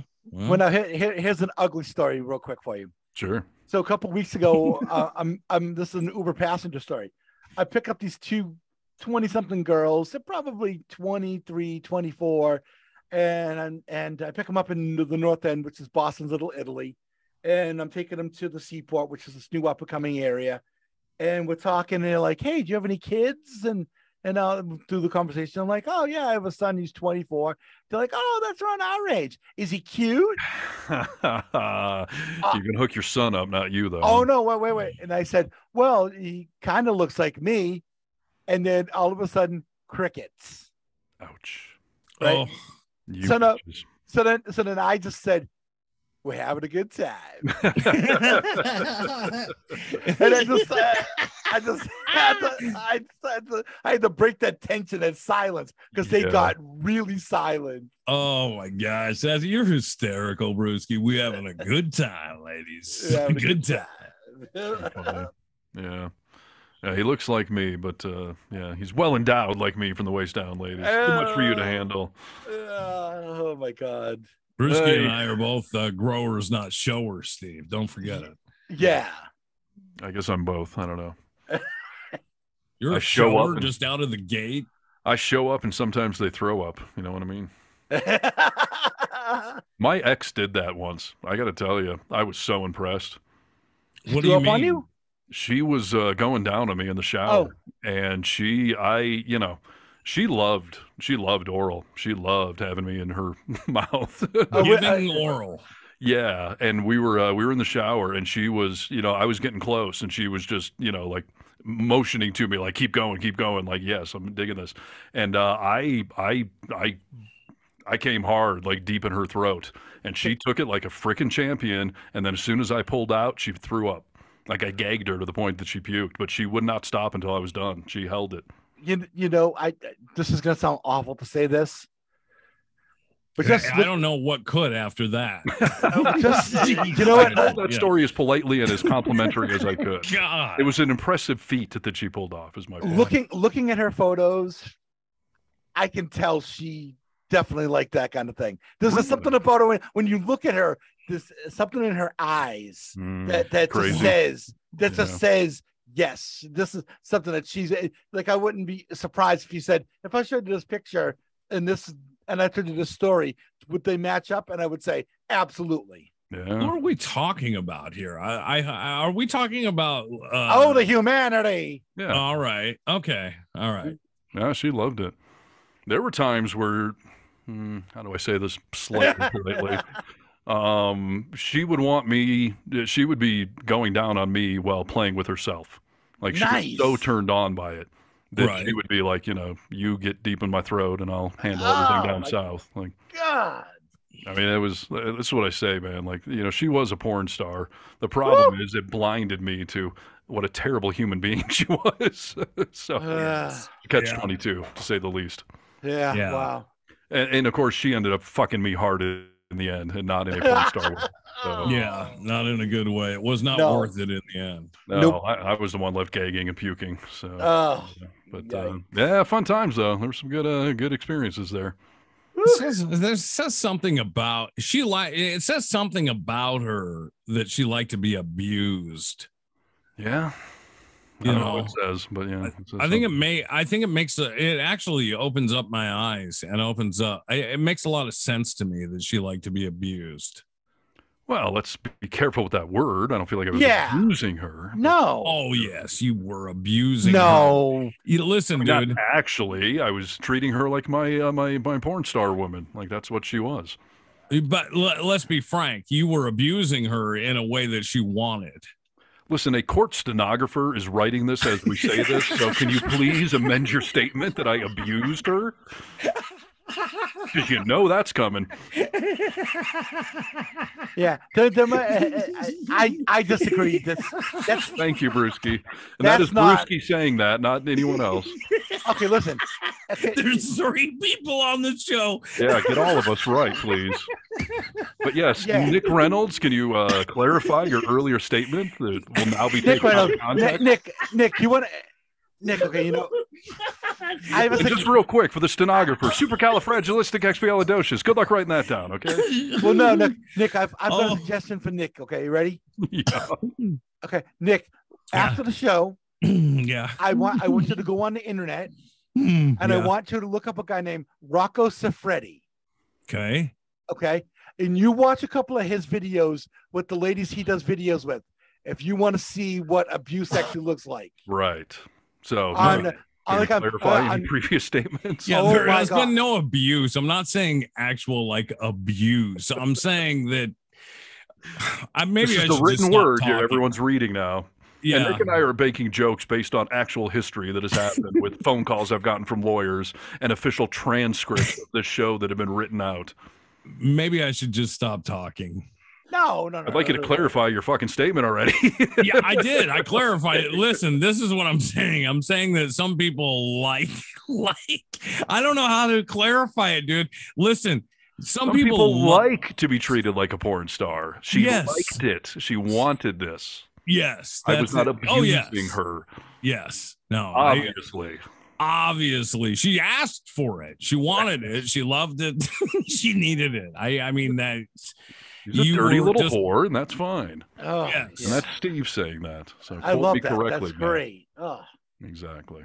Yes. You, my friend, are a champion right there. That's right. Champion. Our sex life was the only good thing that was going on there. So let's not pull that into a court battle. By the way, she sounds like she was a champion. Oh, she definitely was in that category. Go about a champ. I don't know if I don't know if she ever deserves the title of official champion. Champion. No, dude, that is reserved for people that actually deserve it. She may have done certain things like a champion, but she was not a champion. Well, there's a champion and then there's a champ. There's two different things, and it's taking it like a champ is different than you're a champion. That's just two different things. It's like the difference in it's like when someone says "I love you" LUV versus "I love you" LOVE. They're two different things entirely. Yeah, well, that's fair. I feel like champ is something I would call my son though. Hey, champ, you're doing a good job on the baseball field. That's exactly I thought of the name Timmy. As soon as you said, "Hey, champ, Timmy, you're doing great." Yeah. Well, listen, I mean, if there wasn't something good about my previous relationship, I would have just been crazy to have been in it. But I'm proud of the porn star experiences we had. So you should be damn straight. Hang on to those things. I banged this woman on in a hurricane.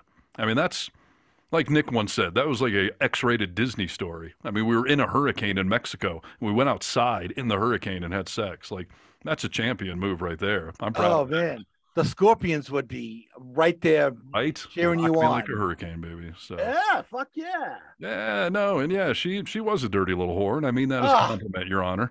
That to me is a good thing to call someone when they're willing and participating voluntarily, and when they bring up these ideas. You know. Pull it together, Nick and Steve. All right, we're sorry, Brewski. All right, those are the dating sagas of Steve and Brewski, and like I said earlier, happy 14th wedding anniversary. Keep it going. You do not want to be playing these games that we're playing. No, I don't, dude. I feel for you, both of you. I feel for you. Speaking of it being a pain in the ass, which she was into a lot. Dating is a major pain. So. Yes, sounds like it. All right, should we discuss some news? Anyone got some news stories? I got one or two here. I have a recommendation that I would like to make to both of you before I forget this. Okay. You both know who Jonah Hill is? Yeah. Yes. Actor guy, used to be super fat. Now he's on the thin side. Yeah, that's he ruined a TV show that I loved growing up. 21 Jump Street. Yes, he ruined it. No, you didn't have to watch that, dude. Why'd you watch that? I thought that first movie was all right. I didn't see the second one. It blew. and not in a good way. I was going to say, it's this whole, like, let's do a funny version of old 80s shows, and sometimes that backfires. But It's almost, it's like that douchebag Dax Shepard ruining Chips. Chips is a funny movie, too, actually. No. I kind of find that one funny. No. And I'll tell you. Annoying nasally voice, no. Nah, well, maybe it's because he was a Supercross star in that movie. Maybe that's why I gravitated towards it. But I'll tell you, there was a line in that movie that I have held on to, and I've realized that there were some words of wisdom they were actually speaking there. There's a scene where Ponch and Baker there are talking about Dax's, wife in the movie. And he says, my wife and I haven't had sex in a year. And Poncherella says, well, then who's she having sex with? And he says, no, I just said we haven't had sex in a year. And he said, yeah, so somebody's fucking her, and it's not you. So who is it? And at the moment I laughed, but then I started thinking, stuck like, with you? Yeah, because if you and your woman aren't fucking, then somebody's fucking her. So who is it? If it's not you, it's somebody. You and that's probably pretty true. The UPS guy, because she orders a lot off of HSN and QVC. Right. And that was part of the joke in the movie that, yeah, she'd been banging guys, because if you haven't had sex in a year, she's getting it somewhere. So, yeah, I've held on to that. Well, good. I'm glad you held on to that, and may it carry you forward in your relationships to come. Yeah. So the Jonah Hill, go ahead. Yes. Yeah, thanks. He's got a new movie out. It's actually a documentary, and I am hoping that both of you will watch this movie. It was fantastic, and it is a documentary that he's put together where he is filming. In essence, you find out in the movie, and this doesn't give anything away, that it is longer than one session, but he is filming a session with his psychotherapist that he's had for, I want to say, like the last 6 or 7 years. Okay. This was an interesting idea. His last name is Stutz, and he is an old guy, obviously a psychotherapist. Sets the camera up in a therapy session, and basically Stutz has come up with 6 or 7 different things that helped Jonah Hill change his life, and obviously many other people. And he just calls them tools. They're different tools that, set you up to be happier in life, to succeed in areas that you may not be succeeding in. Dude, I thought the movie as a whole was so freaking good. And I thought about both of you as I was watching it, because not only do you learn these tools that this guy gives you, but you get to see the interaction between the two of them. And they're talking oftentimes about problems in your life that all of us have dealt with, for sure. It was just a really, really well done documentary. Is weight loss part of it? Is that why Jonah lost all the weight? Weight loss. I think like I said, I can tell you there's nothing that's going to ruin anything for you, but weight loss has always been a big problem for Jonah Hill. Because he grew up as a kid that was overweight, and the way he was made to feel about being overweight, he really thought very little of himself. And it was a thought of his. He was seeing nutritionalists and stuff like that as he was in high school, trying to fix this issue within himself. But he really felt like that if he was able to become famous, that, he could say fuck you to everybody. Like, I made it. Now I'm happy. And when he got there, he realized that did not help at all. Yeah. And then it only added to it because Hollywood felt like they could take their shots at him, that he's the fat, funny guy, But so, yeah, that is part of why he's in there. But then I did not know that his brother died a few years ago in a very fast, sudden death. And it's just a really, really good movie. But like I said, he sets up in the movie in the beginning is the reason I'm interviewing you is because you have these tools that I've never seen with any other therapist. And watching the film, I haven't either. I haven't read about them, and they're very simplistic in many ways. But he's taken the work to think about these things and how they relate to your life. But you get to learn those. And it is, dude. I found myself through the movie taking these tools and already implementing themselves into some of my thoughts and into my life and stuff like that. And I think that's what the movie's made for. So yeah, I would recommend. So you can take some of the lessons from it, and are they specific, or they're just a general tool that you can put towards whatever your goals are? Listen, I will tell you that, like, he sets up these different things of, like, one that I could remember right off the top of my head is that there is an X factor, and your X factor in your life is that voice that is always there that either talks you down to make you feel like a pile of shit, or if there's something that you want to do in your life that's telling you, that you'll fail, or that this might happen and that would embarrass you. So it's basically that devil on your shoulder is your X factor. And it is, these tools are set up with all these pieces on the chessboard, and knowing who they are and how they affect your life and how to communicate and talk to them and how to use them to benefit your life. Is this a depressing show that you draw lessons from, or is it uplifting and motivational? Both. And I will give that warning of, like, there were some things in there, like, I didn't walk away from it depressed, like, oh, now I'm just in a fucking funk. Yeah. But there's definitely some things in there where I was like, wow, I could relate to that so much, but there's resolve to them all in some way. So, did they bring up 21 Jump Street? No.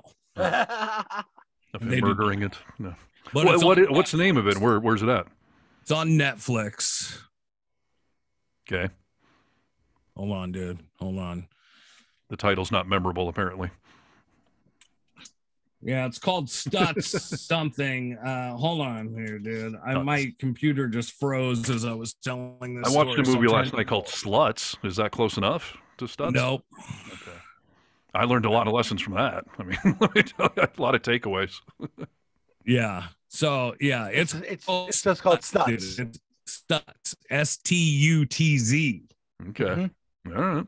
I questioned somebody filming their own therapy, how sincere they're being. Did you get the gist that he was being legitimate, or is he playing for the camera? 100%, because halfway through the movie, they pull, like, the set down and start talking, and at times throughout the movie, it's more Jonah Hill interviewing his therapist. And in that back and forth, the therapist tries to say, like, how do you feel about that on certain things? And he'll freeze up and he'll be like, we're not here to talk about me. Like, I'm interviewing you. Yeah. And like halfway through the movie, he shows up and basically says, like, I'm struggling. This movie sucks so far, and I'm just going to be open about it. But I feel like I'm not being vulnerable, and I'm asking you to be very vulnerable. So he starts to get in on some of the therapy from his perspective, and the movie gets a whole lot better. He was right. Nice. But yeah, I feel like I don't feel like it's acted at all. Nice. Well, as we know from the show, I'm all about being vulnerable and putting it all out there. So I'm sure it's compelling for no other reason than that. But all right, Stutz. I will check that out. The guy's name is Phil Stutz. Yeah, Phil Stutz, and he has Parkinson's, which adds another element to the real and rawness of this movie. And the guy is compelling to watch. He's an old New York guy, and yeah, it's very good. I can't say enough good things about it, dude. I hope you guys enjoy it.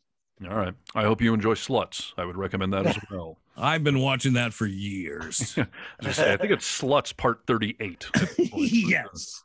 Yeah, right on. All right.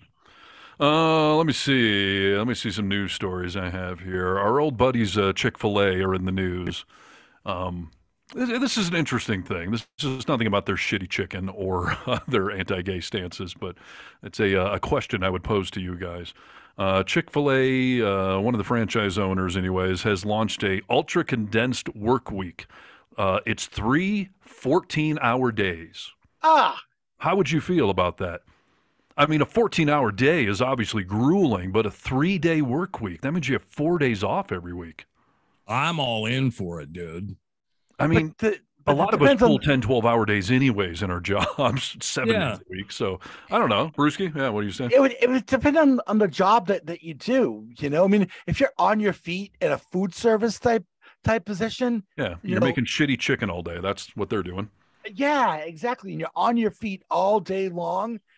And also in some markets, Chick-fil-A actually has people that stand outside by their drive-throughs. Yeah.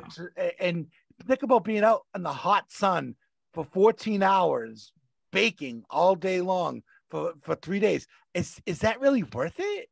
You definitely have to base it on what job you're doing. But as far as my life goes, as far as my work goes, I would do it in a heartbeat, dude. I would love to have 4 days off a week and add a few hours to my work day, you know.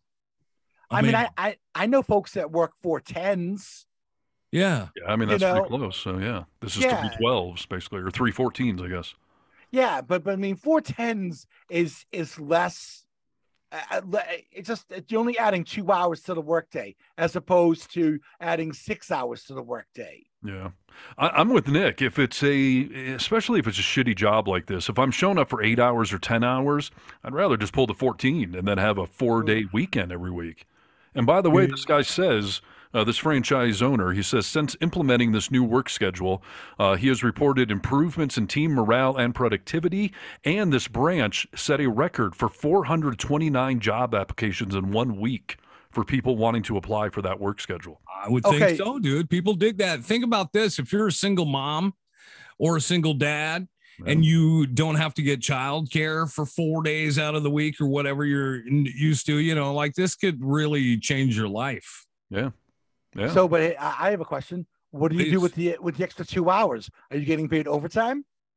Yeah, I wondered, why is it a 14-hour? Why don't we? Why is this not a 12-hour? Well, let's do the math. So what is that? 30, 42, 40? Yeah, so 42 hours a week.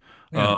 That's a good question. I don't know if it addresses overtime. It's a pretty short article, so apparently not. I'm quite sure that they're not paying overtime at all, because it's probably in the South, in a right to work state, where the only right you have is to work for less, you know. So I don't think that well, it depends. You know, I've had full-time jobs like Intercom. I remember they made me, and Cherry Creek when I was full-time for them, they basically made you sign something saying you're full-time, and so you're going to work what you need to work, and if it goes over 40 hours, you're not eligible for overtime. You're signing away your overtime rights. So I would bet they do something similar for this work schedule. A salary, though, I mean, I can see if you're on salary and you have to work some overtime, because there are a lot of salary positions where they're like, okay, we're paying, but they factor in paying you a little bit more to get. And maybe that's what the schedule is. We're going to pay you an extra $2 an hour, and you're going to sign away overtime, or they're just going to pay you overtime for those extra 2 hours. That's not that big of a deal. So I don't know. But I would imagine there's some labor law issues here, but apparently they've addressed it because they're doing it at this one Chick-fil-A. So I don't know. You know, I've been intrigued by the idea of a 4-day work week. A lot of countries do that. And, you know, weekends, man, I mean, all of us cherish that time so much. But by the time you hit Sunday afternoon, you know, you're already gearing up for Monday. So the idea of pulling 4 10s, like you were saying, and then having 3 days off, I would be all over that too. Yeah. Well, I've also seen some European countries where, and I think it was in Norway, one of the Scandinavian countries, where their whole thing is like, why am I making you stretch your workday out 8 hours? If you come in and you do your work and you get everything done in 5 hours, you still get paid for the full 8 hours. But then you get to go off and pick up your kid at school and all that sort of thing. So that's how Nick and I work currently. That's how I run the company. You know, like, here's what you got to get done. You get it done whenever you want to get it done. You can work 8 straight hours. You can split your day up. You can come back on at midnight. And even before Nick and I, that was a deal I set up with Cherry Creek Radio when I worked for them.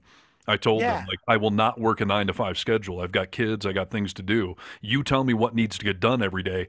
If it ever is not done by midnight, you feel free to come after me. Otherwise, leave me alone. I'll come and go as I please. And I loved it. Well, yeah. And so the whole idea is like, as long as you get your work done why am I going to make you come here and stretch it out over 8 hours? Yeah. If you can get it done in 5 hours and you're just as productive and nothing's suffering from it, that's all I care about. I'm getting because otherwise people are like wasting time during the day. Absolutely.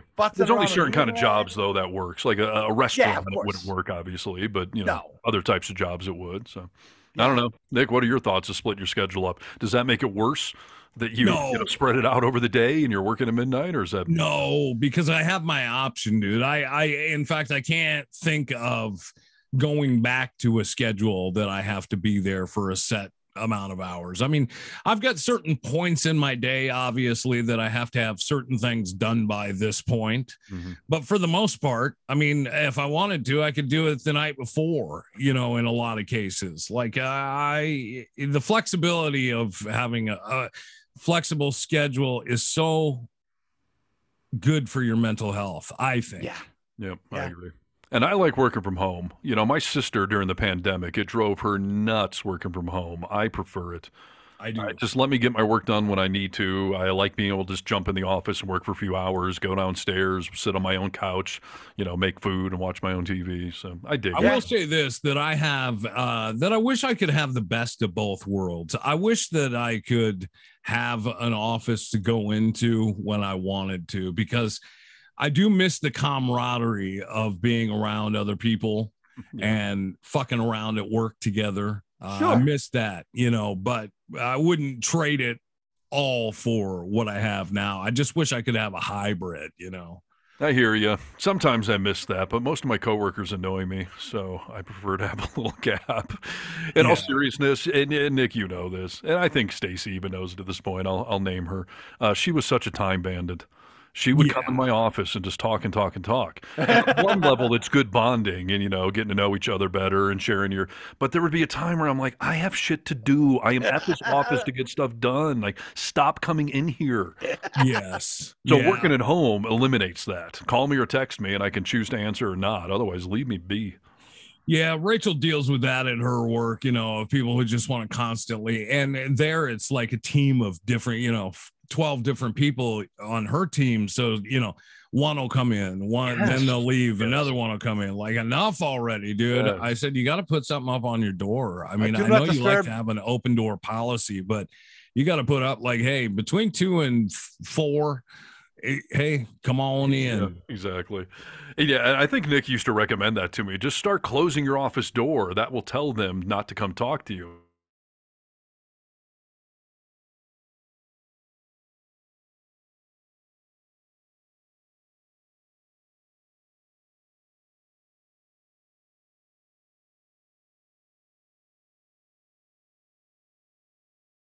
And you should chat it up. Today's not your day. Sorry. Yeah, it's a fine line because some of that, like I said, it's good bonding and rapport and all that. Howie does it to me nowadays too.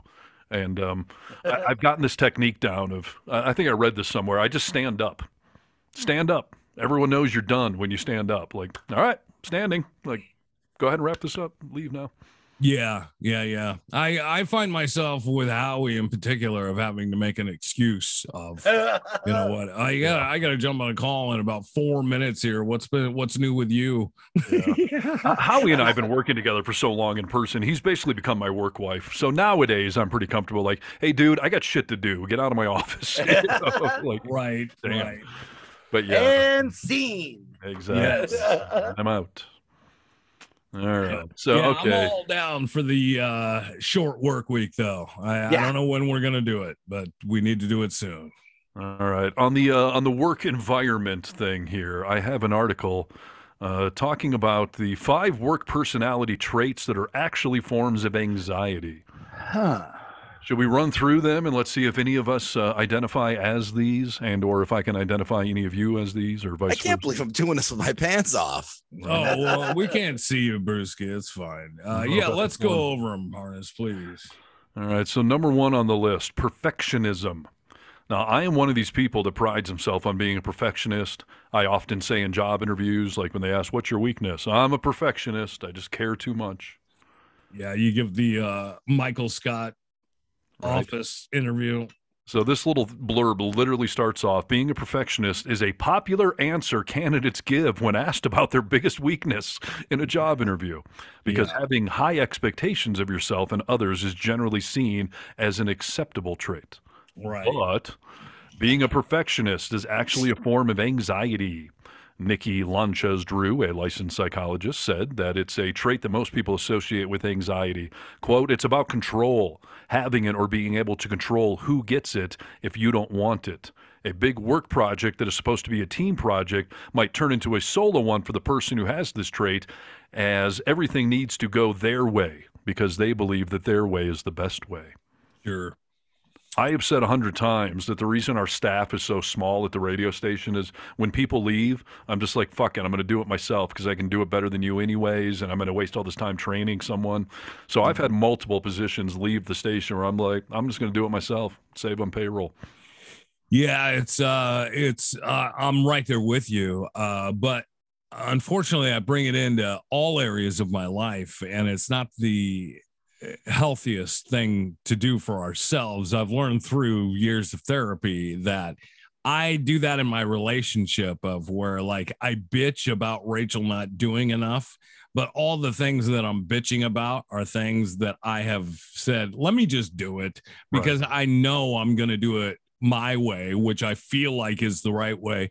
And I've had to learn to let up on that. Hey, if you're going to ask her to do this, then you got to be happy with the job that she does or how she does it.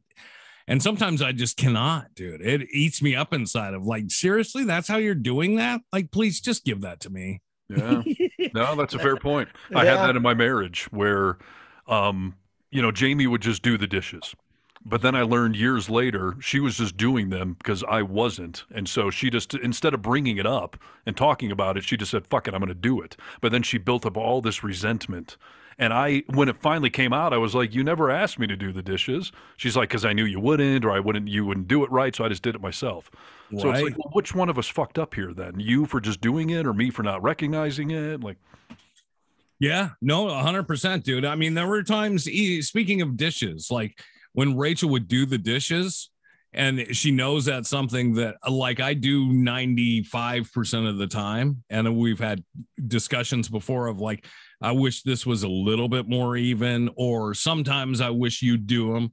And then when she would do them, I would find myself going back in and doing them the way I thought they should be done. Yes. And what a fuck you to her, dude. Why will I even waste my time if you're going to come in and redo it? I already did it. And it gave you anxiety though, right? That's the point of this article. That's right. Yeah.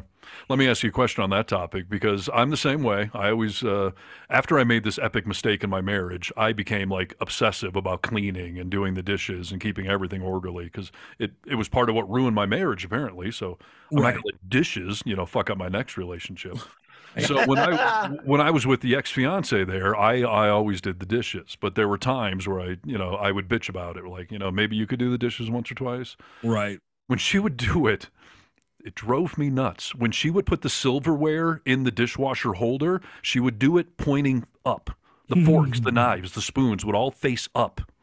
See, dude, these are the exact That's not how you load the dishwasher. I have issues with. That's the exact same thing. Like, I got to unload this shit now because you did it wrong. And BT dubs, do you know that you can fit so much more fucking shit in this dishwasher if you play Tetris with it? Like, why are you throwing pots and pans in the dishwasher? Yes. We hand wash those. Oh, that was the other thing. My ex was all, we hand wash certain things. I'm like, why? Put it in the dishwasher. We're running it. There's no room. Well, because you've loaded it like a child. Like, do Tetris and put the shit in smart.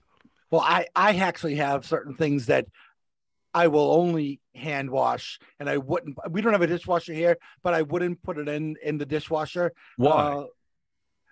Because I have a really great set of kitchen knives. My chef's knife has to be washed and then dried with a otherwise it gets rust spots on it. Same 100%, Brewski. My knives that I have are easily a couple $100 a piece, and I will not put them in the dishwasher. Listen, for select items like that, I get, and there are certain things they say don't machine wash, so okay, but my ex wanted to hand wash almost everything. My I shouldn't. I'm going to sound really hoity when I say this. Please do. But I have Put a monocle in though while you tell me. I wish I had a monocle right now. I have some Tiffany silverware that I tend to break out to eat with on like holidays, sure, stuff like that. And that stuff because it's actual silver. Yeah, dude, I wouldn't put that in a dishwasher. Are you kidding me? It actually has to be hand washed and dried and all that sort of thing. I know it sounds hoity, but that's hilarious. I love it. And do you put the silverware in face down or face up? We don't have a dishwasher here, so Have you ever owned a dishwasher? Yes. What's the right answer? Well, the knives in particular, I'd always put face down no matter what because it's a safety thing. Yeah, well, that's the problem. Unloading the dishwasher when everything's facing up, you're jabbing yourself on forks, knives. Yeah, for sure. Forget about the safety of it, dude. When you unload a dishwasher, if you put things, the forks face up like that, they're not getting the water. I get it. Yeah. What you're going to eat with your hand as you're unloading. Yes, you're having to grab it. I like to grab a cluster by the handle and then put them into their slots. Me too. Gotcha. So we could do dishes together, Steve. We're all right. Right. But again, it's because it gives us anxiety. So I think this article is correct. So the second point here, which may be directly related, people pleasing. Being the person who always agrees to help can make you well-liked in the office, but there's a tipping point at which being a team player can start to do more harm than good.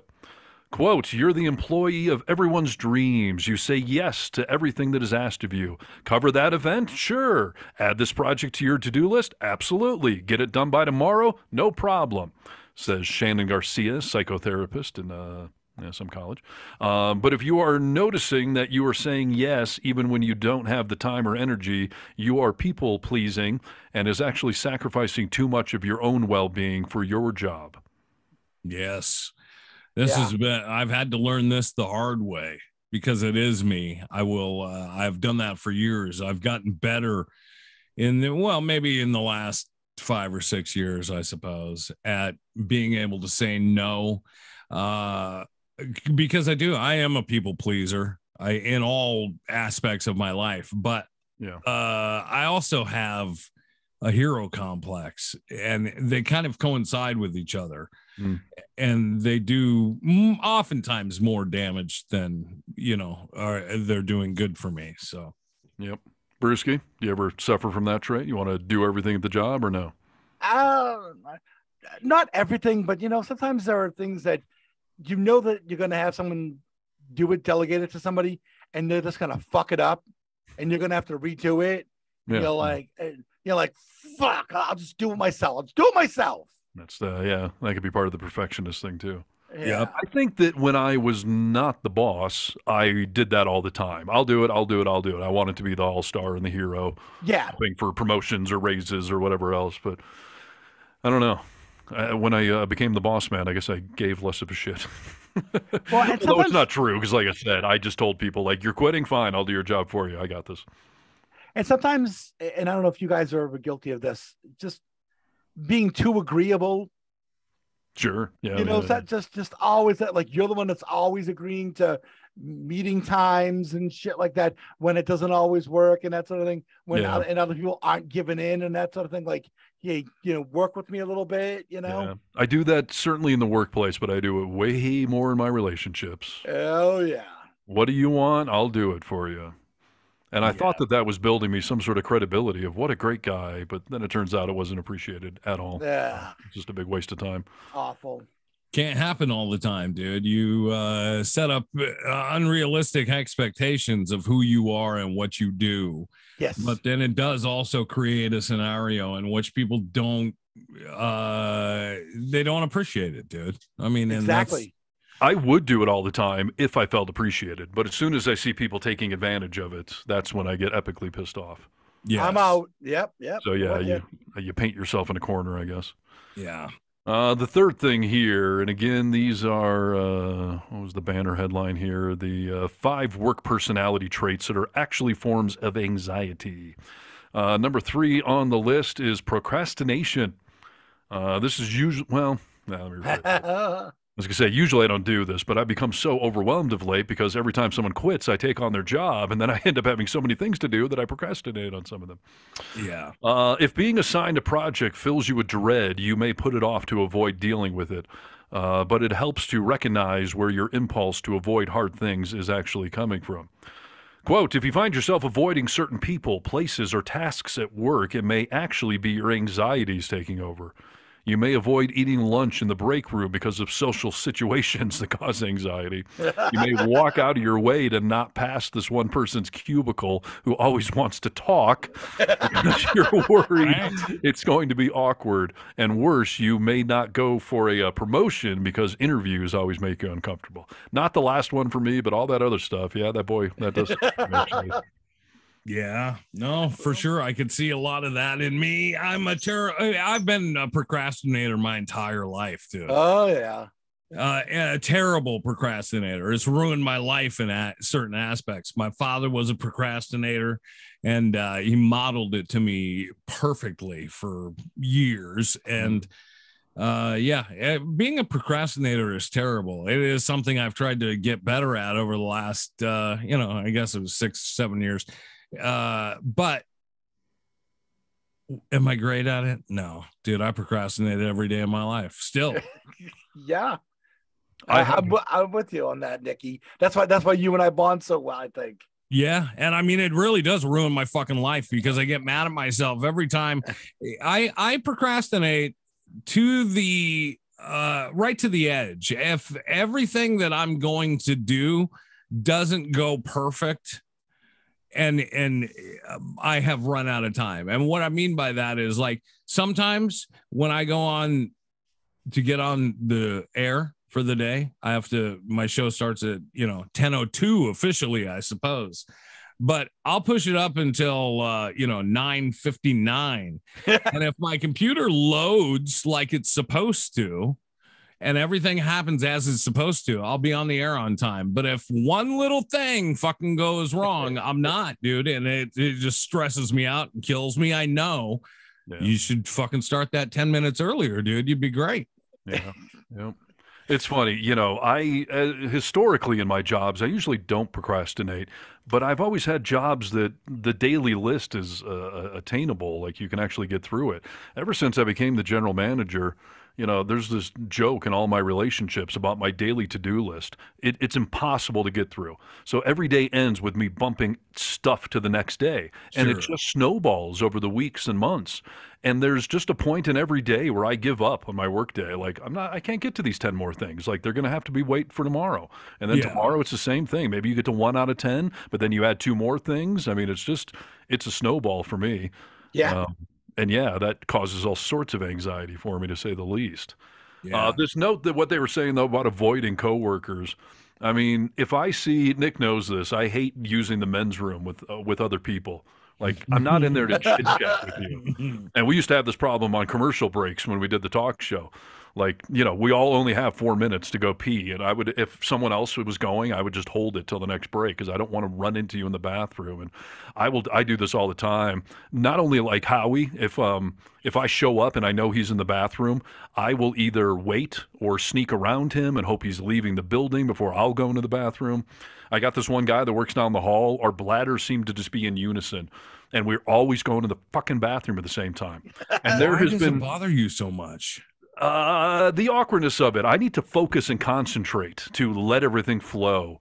And if I'm worried about, did he start peeing yet? No, he can hear I'm not peeing. This is taking too long. Like, there's too much silence here. Oh, now he's peeing. Now I can camouflage into that. Or God forbid, you're one of these guys that wants to talk while you're taking a leave. Hey, bud, how's your work day going? Hey, this is where all the dicks come to hang out. Huh? Am I right or am I right? Like, stop talking to me. Stop talking to me. I have walked out in the hallway before. What's that? Do you get stage fright? Yes. Yeah. I got to focus to get that flow going. And this guy that works in our building, like, there's been many times where we walk out together and now I'm like, well, I'm in the hallway. I can't turn around.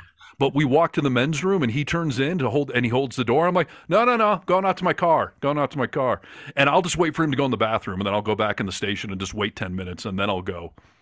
That's hysterical, dude. I suffer from stage fright as well. I'll always go in and give it the college try, though. But the most uncomfortable place for me to urinate is when I'm at like a concert in just a fucking restroom full of 15 guys trying to piss next to each other. Yes. And everyone's joking and laughing, and some people are pissing in the stalls. And I know you dirty assholes didn't put the seat up, and somebody's going to have to take a dump during the show and walk in and find your piss all over the seat. You dirty fucker. Go ahead. I will. But I have the problem of I will go in and try and go pee.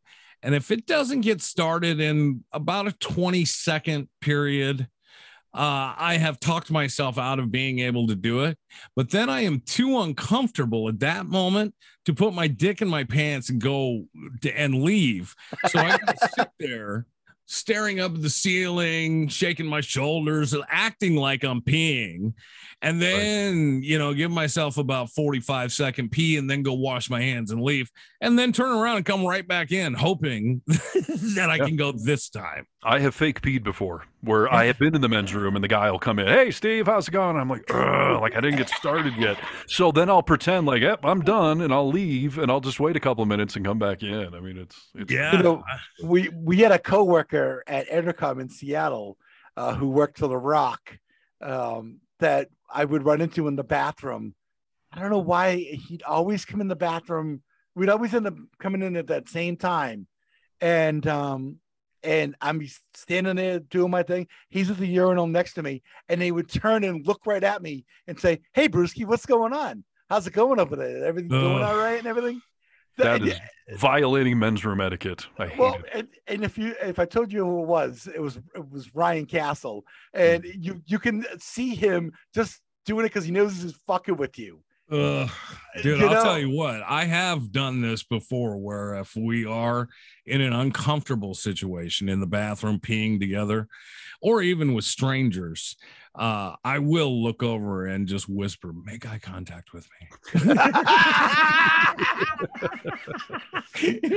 People don't usually like that, but I always like it. So it is the worst situation when you're at a major event, a concert or whatever it is, and there's a line and everyone's just standing there waiting for an opening in that trough. Yes. And I go up there and I'm standing there and I'm like, there's 100 eyes on me right now. I feel it. Like, pee already. And I'll either just ride it out and, go to my happy place and just focus and finally let it go. Or there's been times I abandoned ship and I'm like, I guess I'm not peeing this hour. Yep. I will too, dude. I'm in the same position. I also love the guy that you've all seen before. He's peeing or you're peeing and he walks in and he'll start peeing. He'll be like, "Ooh, cold in there, isn't it?" And I'm like, "Dude, water's cold." Yeah, water's cold today, isn't it? I'm just like, "Dude, come on, please." And now I'm thinking about either how tiny your dick is or how big your dick is. I shouldn't be thinking about your dick at all, though. So I was going to say, what's the urge to brag about your dick to other guys in the men's room? That's that's weird in every sense of it. So I would hope that we are past the age of wanting to be like, "Yeah, I got a huge one." I got a huge penis, like, why was that ever a thing where we had to be like, "Yeah, I'm really big down there"? It's an immature guy thing. And so that guy is also nervous. That's why he's making that joke too. He's trying to cover up for his own, right. anxieties. I had a coworker at this place where I sold cars in Tacoma, and you'd be in the stall. No, he would do this sometimes on the lot. When you're just kind of walking around, he'd come up behind you and he'd get right on your behind your back, and he'd put his hand on your arm and he'd say, "Just relax. Just let it happen. Nice and easy." Right. Oh, so sometimes he'd do it to you when you were taking a leak. So I'm standing there taking a leak this one time, and dude comes walking up right behind me just to fuck with me. And he's like, "Ooh, yeah, that's right. Just let it happen. Don't worry, nice and easy." That's terrible, and I don't know what those people's problem are, but I know people like that for sure. Nick, I mean, there's when he no did it- reason you can't turn around and pee on him, dude. At that point, but when he did it to other people, you thought it was hilarious. sure. But when he did it to you, you were like, "Oh, what are you doing? Stop it! Stop it!"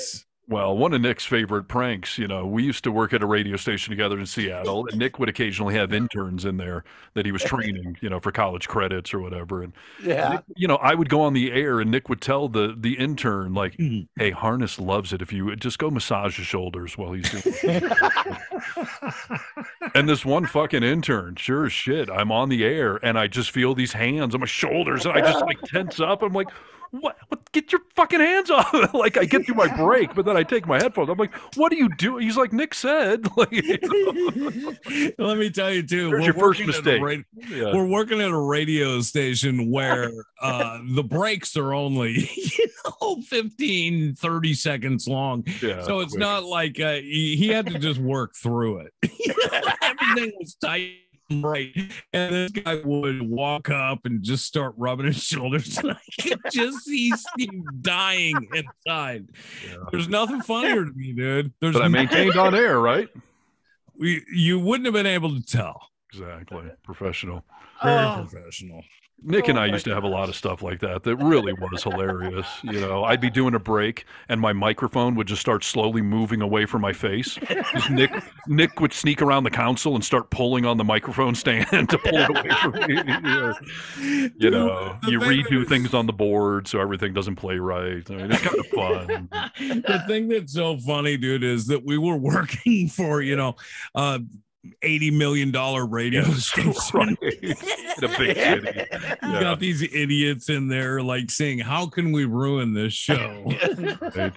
Just fucking with each other. It's office style pranks with each other, but you got an audience out there totally not seeing the joke but potentially hearing things go astray. So I'll never forget, dude, we had a news lady, very sweet lady. Her name was Liz Summers, and she was middle-aged newswoman.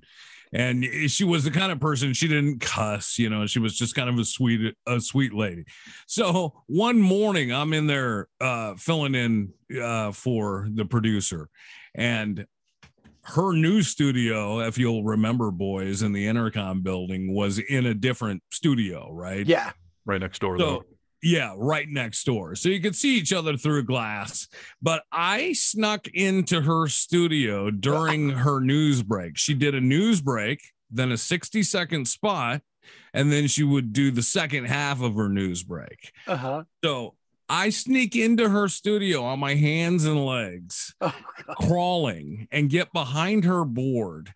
And as soon as she gets on the air and says, like, I'm Liz Summers, blah, blah, blah, KBSG News, and starts getting into it, I creep up and am holding an 8x10 picture I've printed off of Hillary Clinton with a huge dick.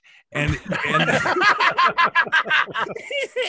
I come up from behind her board, and it's just my idiot face smiling, holding this picture above my head.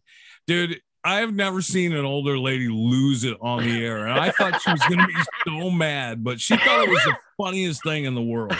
Hilarious. You ruin a major broadcast and violate probably multiple human resources rules. 100%. And she was morning show. I mean, those spots were expensive, dude. Oh, yeah. Yes. Yeah, the sales team probably didn't love it either. That's great. Oh, that's so funny. All right, let's finish our 5 work traits that may actually be your anxiety. I think I've already outed myself on this one. Number 4, micromanagement. If a person is dealing with anxiety, some of that may come out in the form of micromanaging. Now, I don't micromanage the employees per se, but like I say, I just take it all on myself and just do it anyway. So, similar to a perfectionist, a micromanager may have a strong need to control the tiniest details of every task, even if it makes them unpopular with coworkers who find them to be overbearing.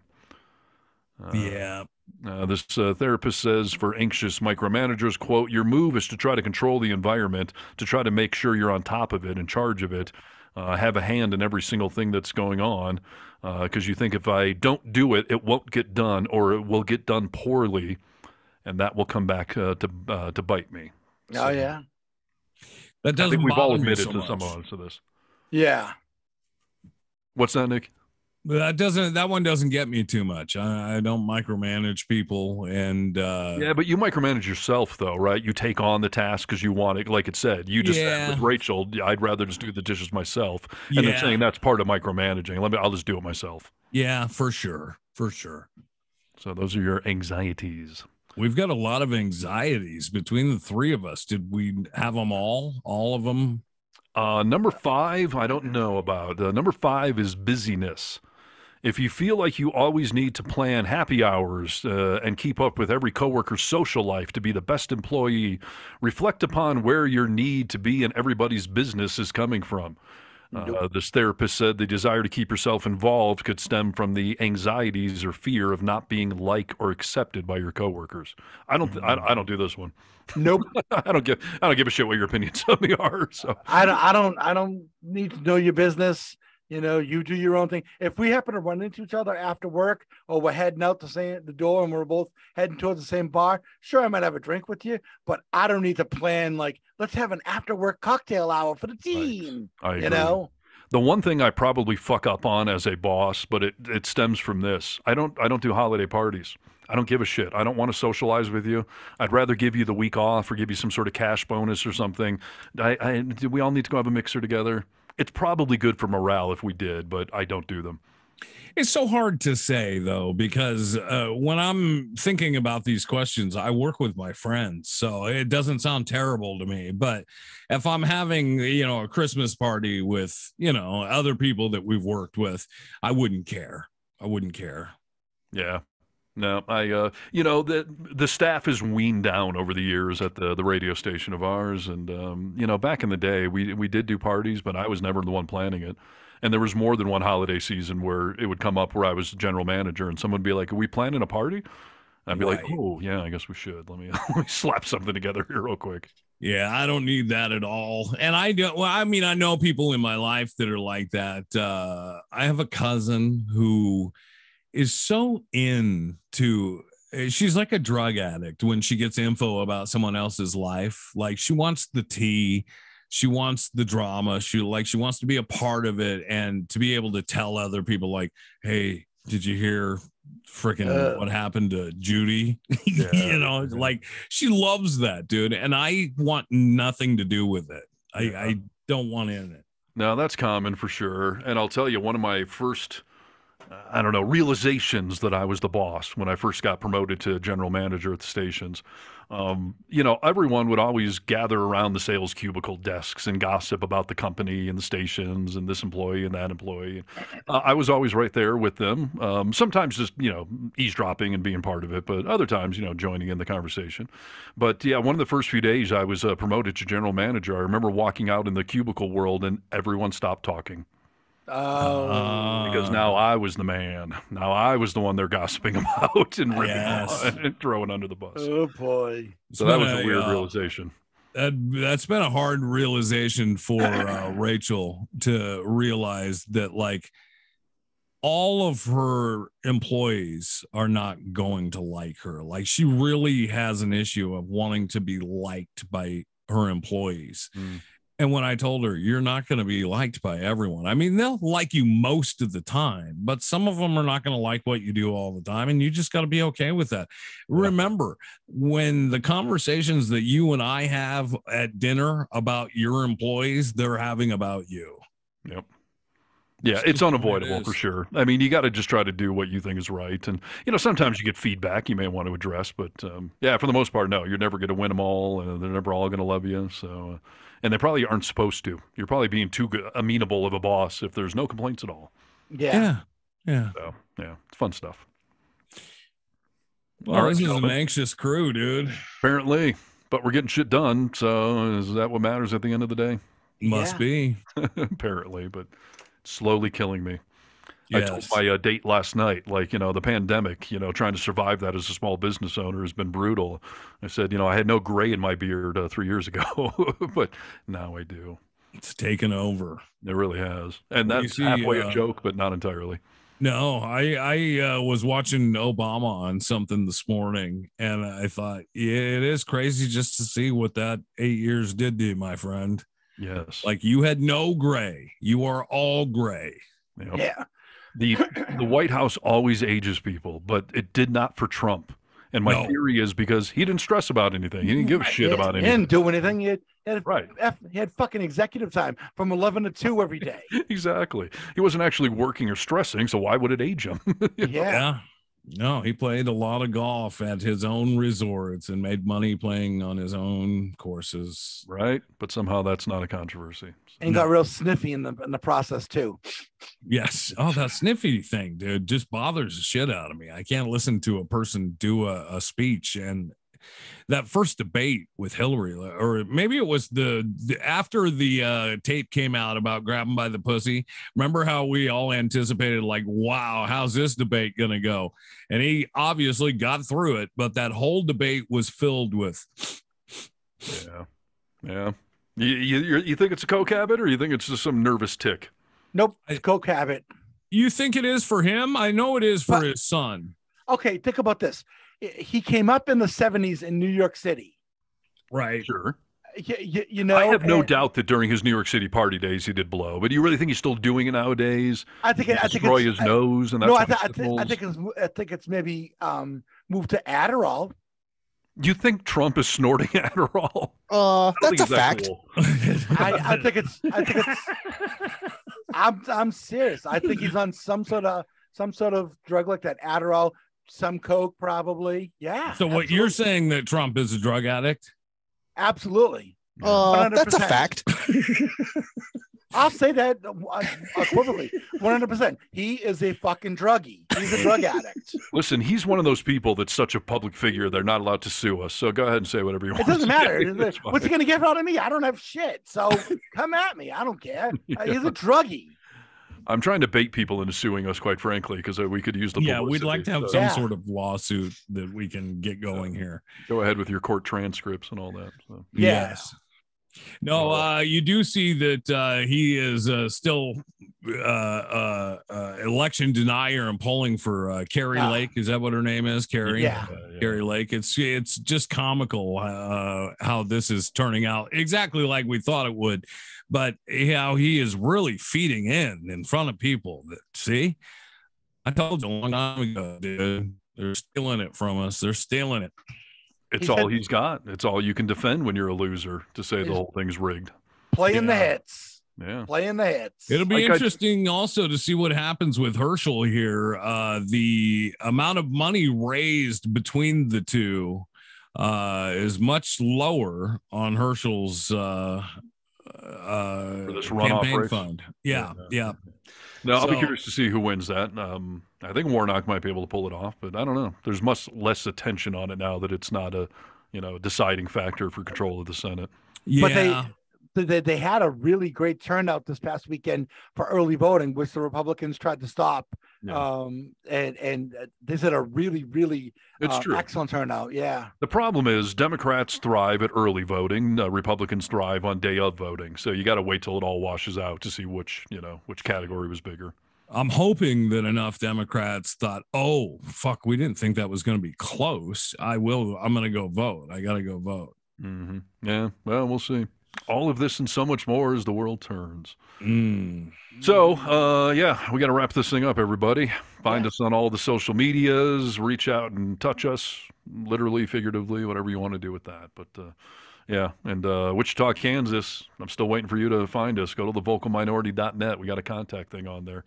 Someone in Wichita, man, just every single episode all the way through. So, and it's just getting brighter and brighter. Come on, Wichita. I'm telling you, Wichita has downloaded by itself this one individual as much as the city of Seattle has. I mean, it's crazy in a good way. So and Poland, if you're still listening, hey, come on, man, reach out. We want to hear from some of you people. So find us and all that stuff. We got good things going on the social media. Spread the word. We got to build the podcast side of it up. So if you're listening, please seriously help promote us. Always recording a new podcast episode every Monday, dropping it early in the wee hours of the morning on a Tuesday. Yep. So find us there. Gentlemen, I look forward to a week from now. Hopefully I will have been with all of the top 3, and I will have a more solid update on that. But, hey, whoever knows. So, and Brewski, I want an update on this woman that asked for your number. So, pursue that. Yeah, you're gonna send her something tonight or tomorrow. What are we doing? Quickly. Yeah, probably. I'll do it tonight. Yeah. All right. You're right. All right. Booyah. All right, everybody. Any parting words of wisdom? Or why start now? Yeah, let's not get into that now, dude. Why ruin a good thing? Right. All right, audience. We appreciate it. Peace, peace. Talk to you next time. Peace and love. Sure.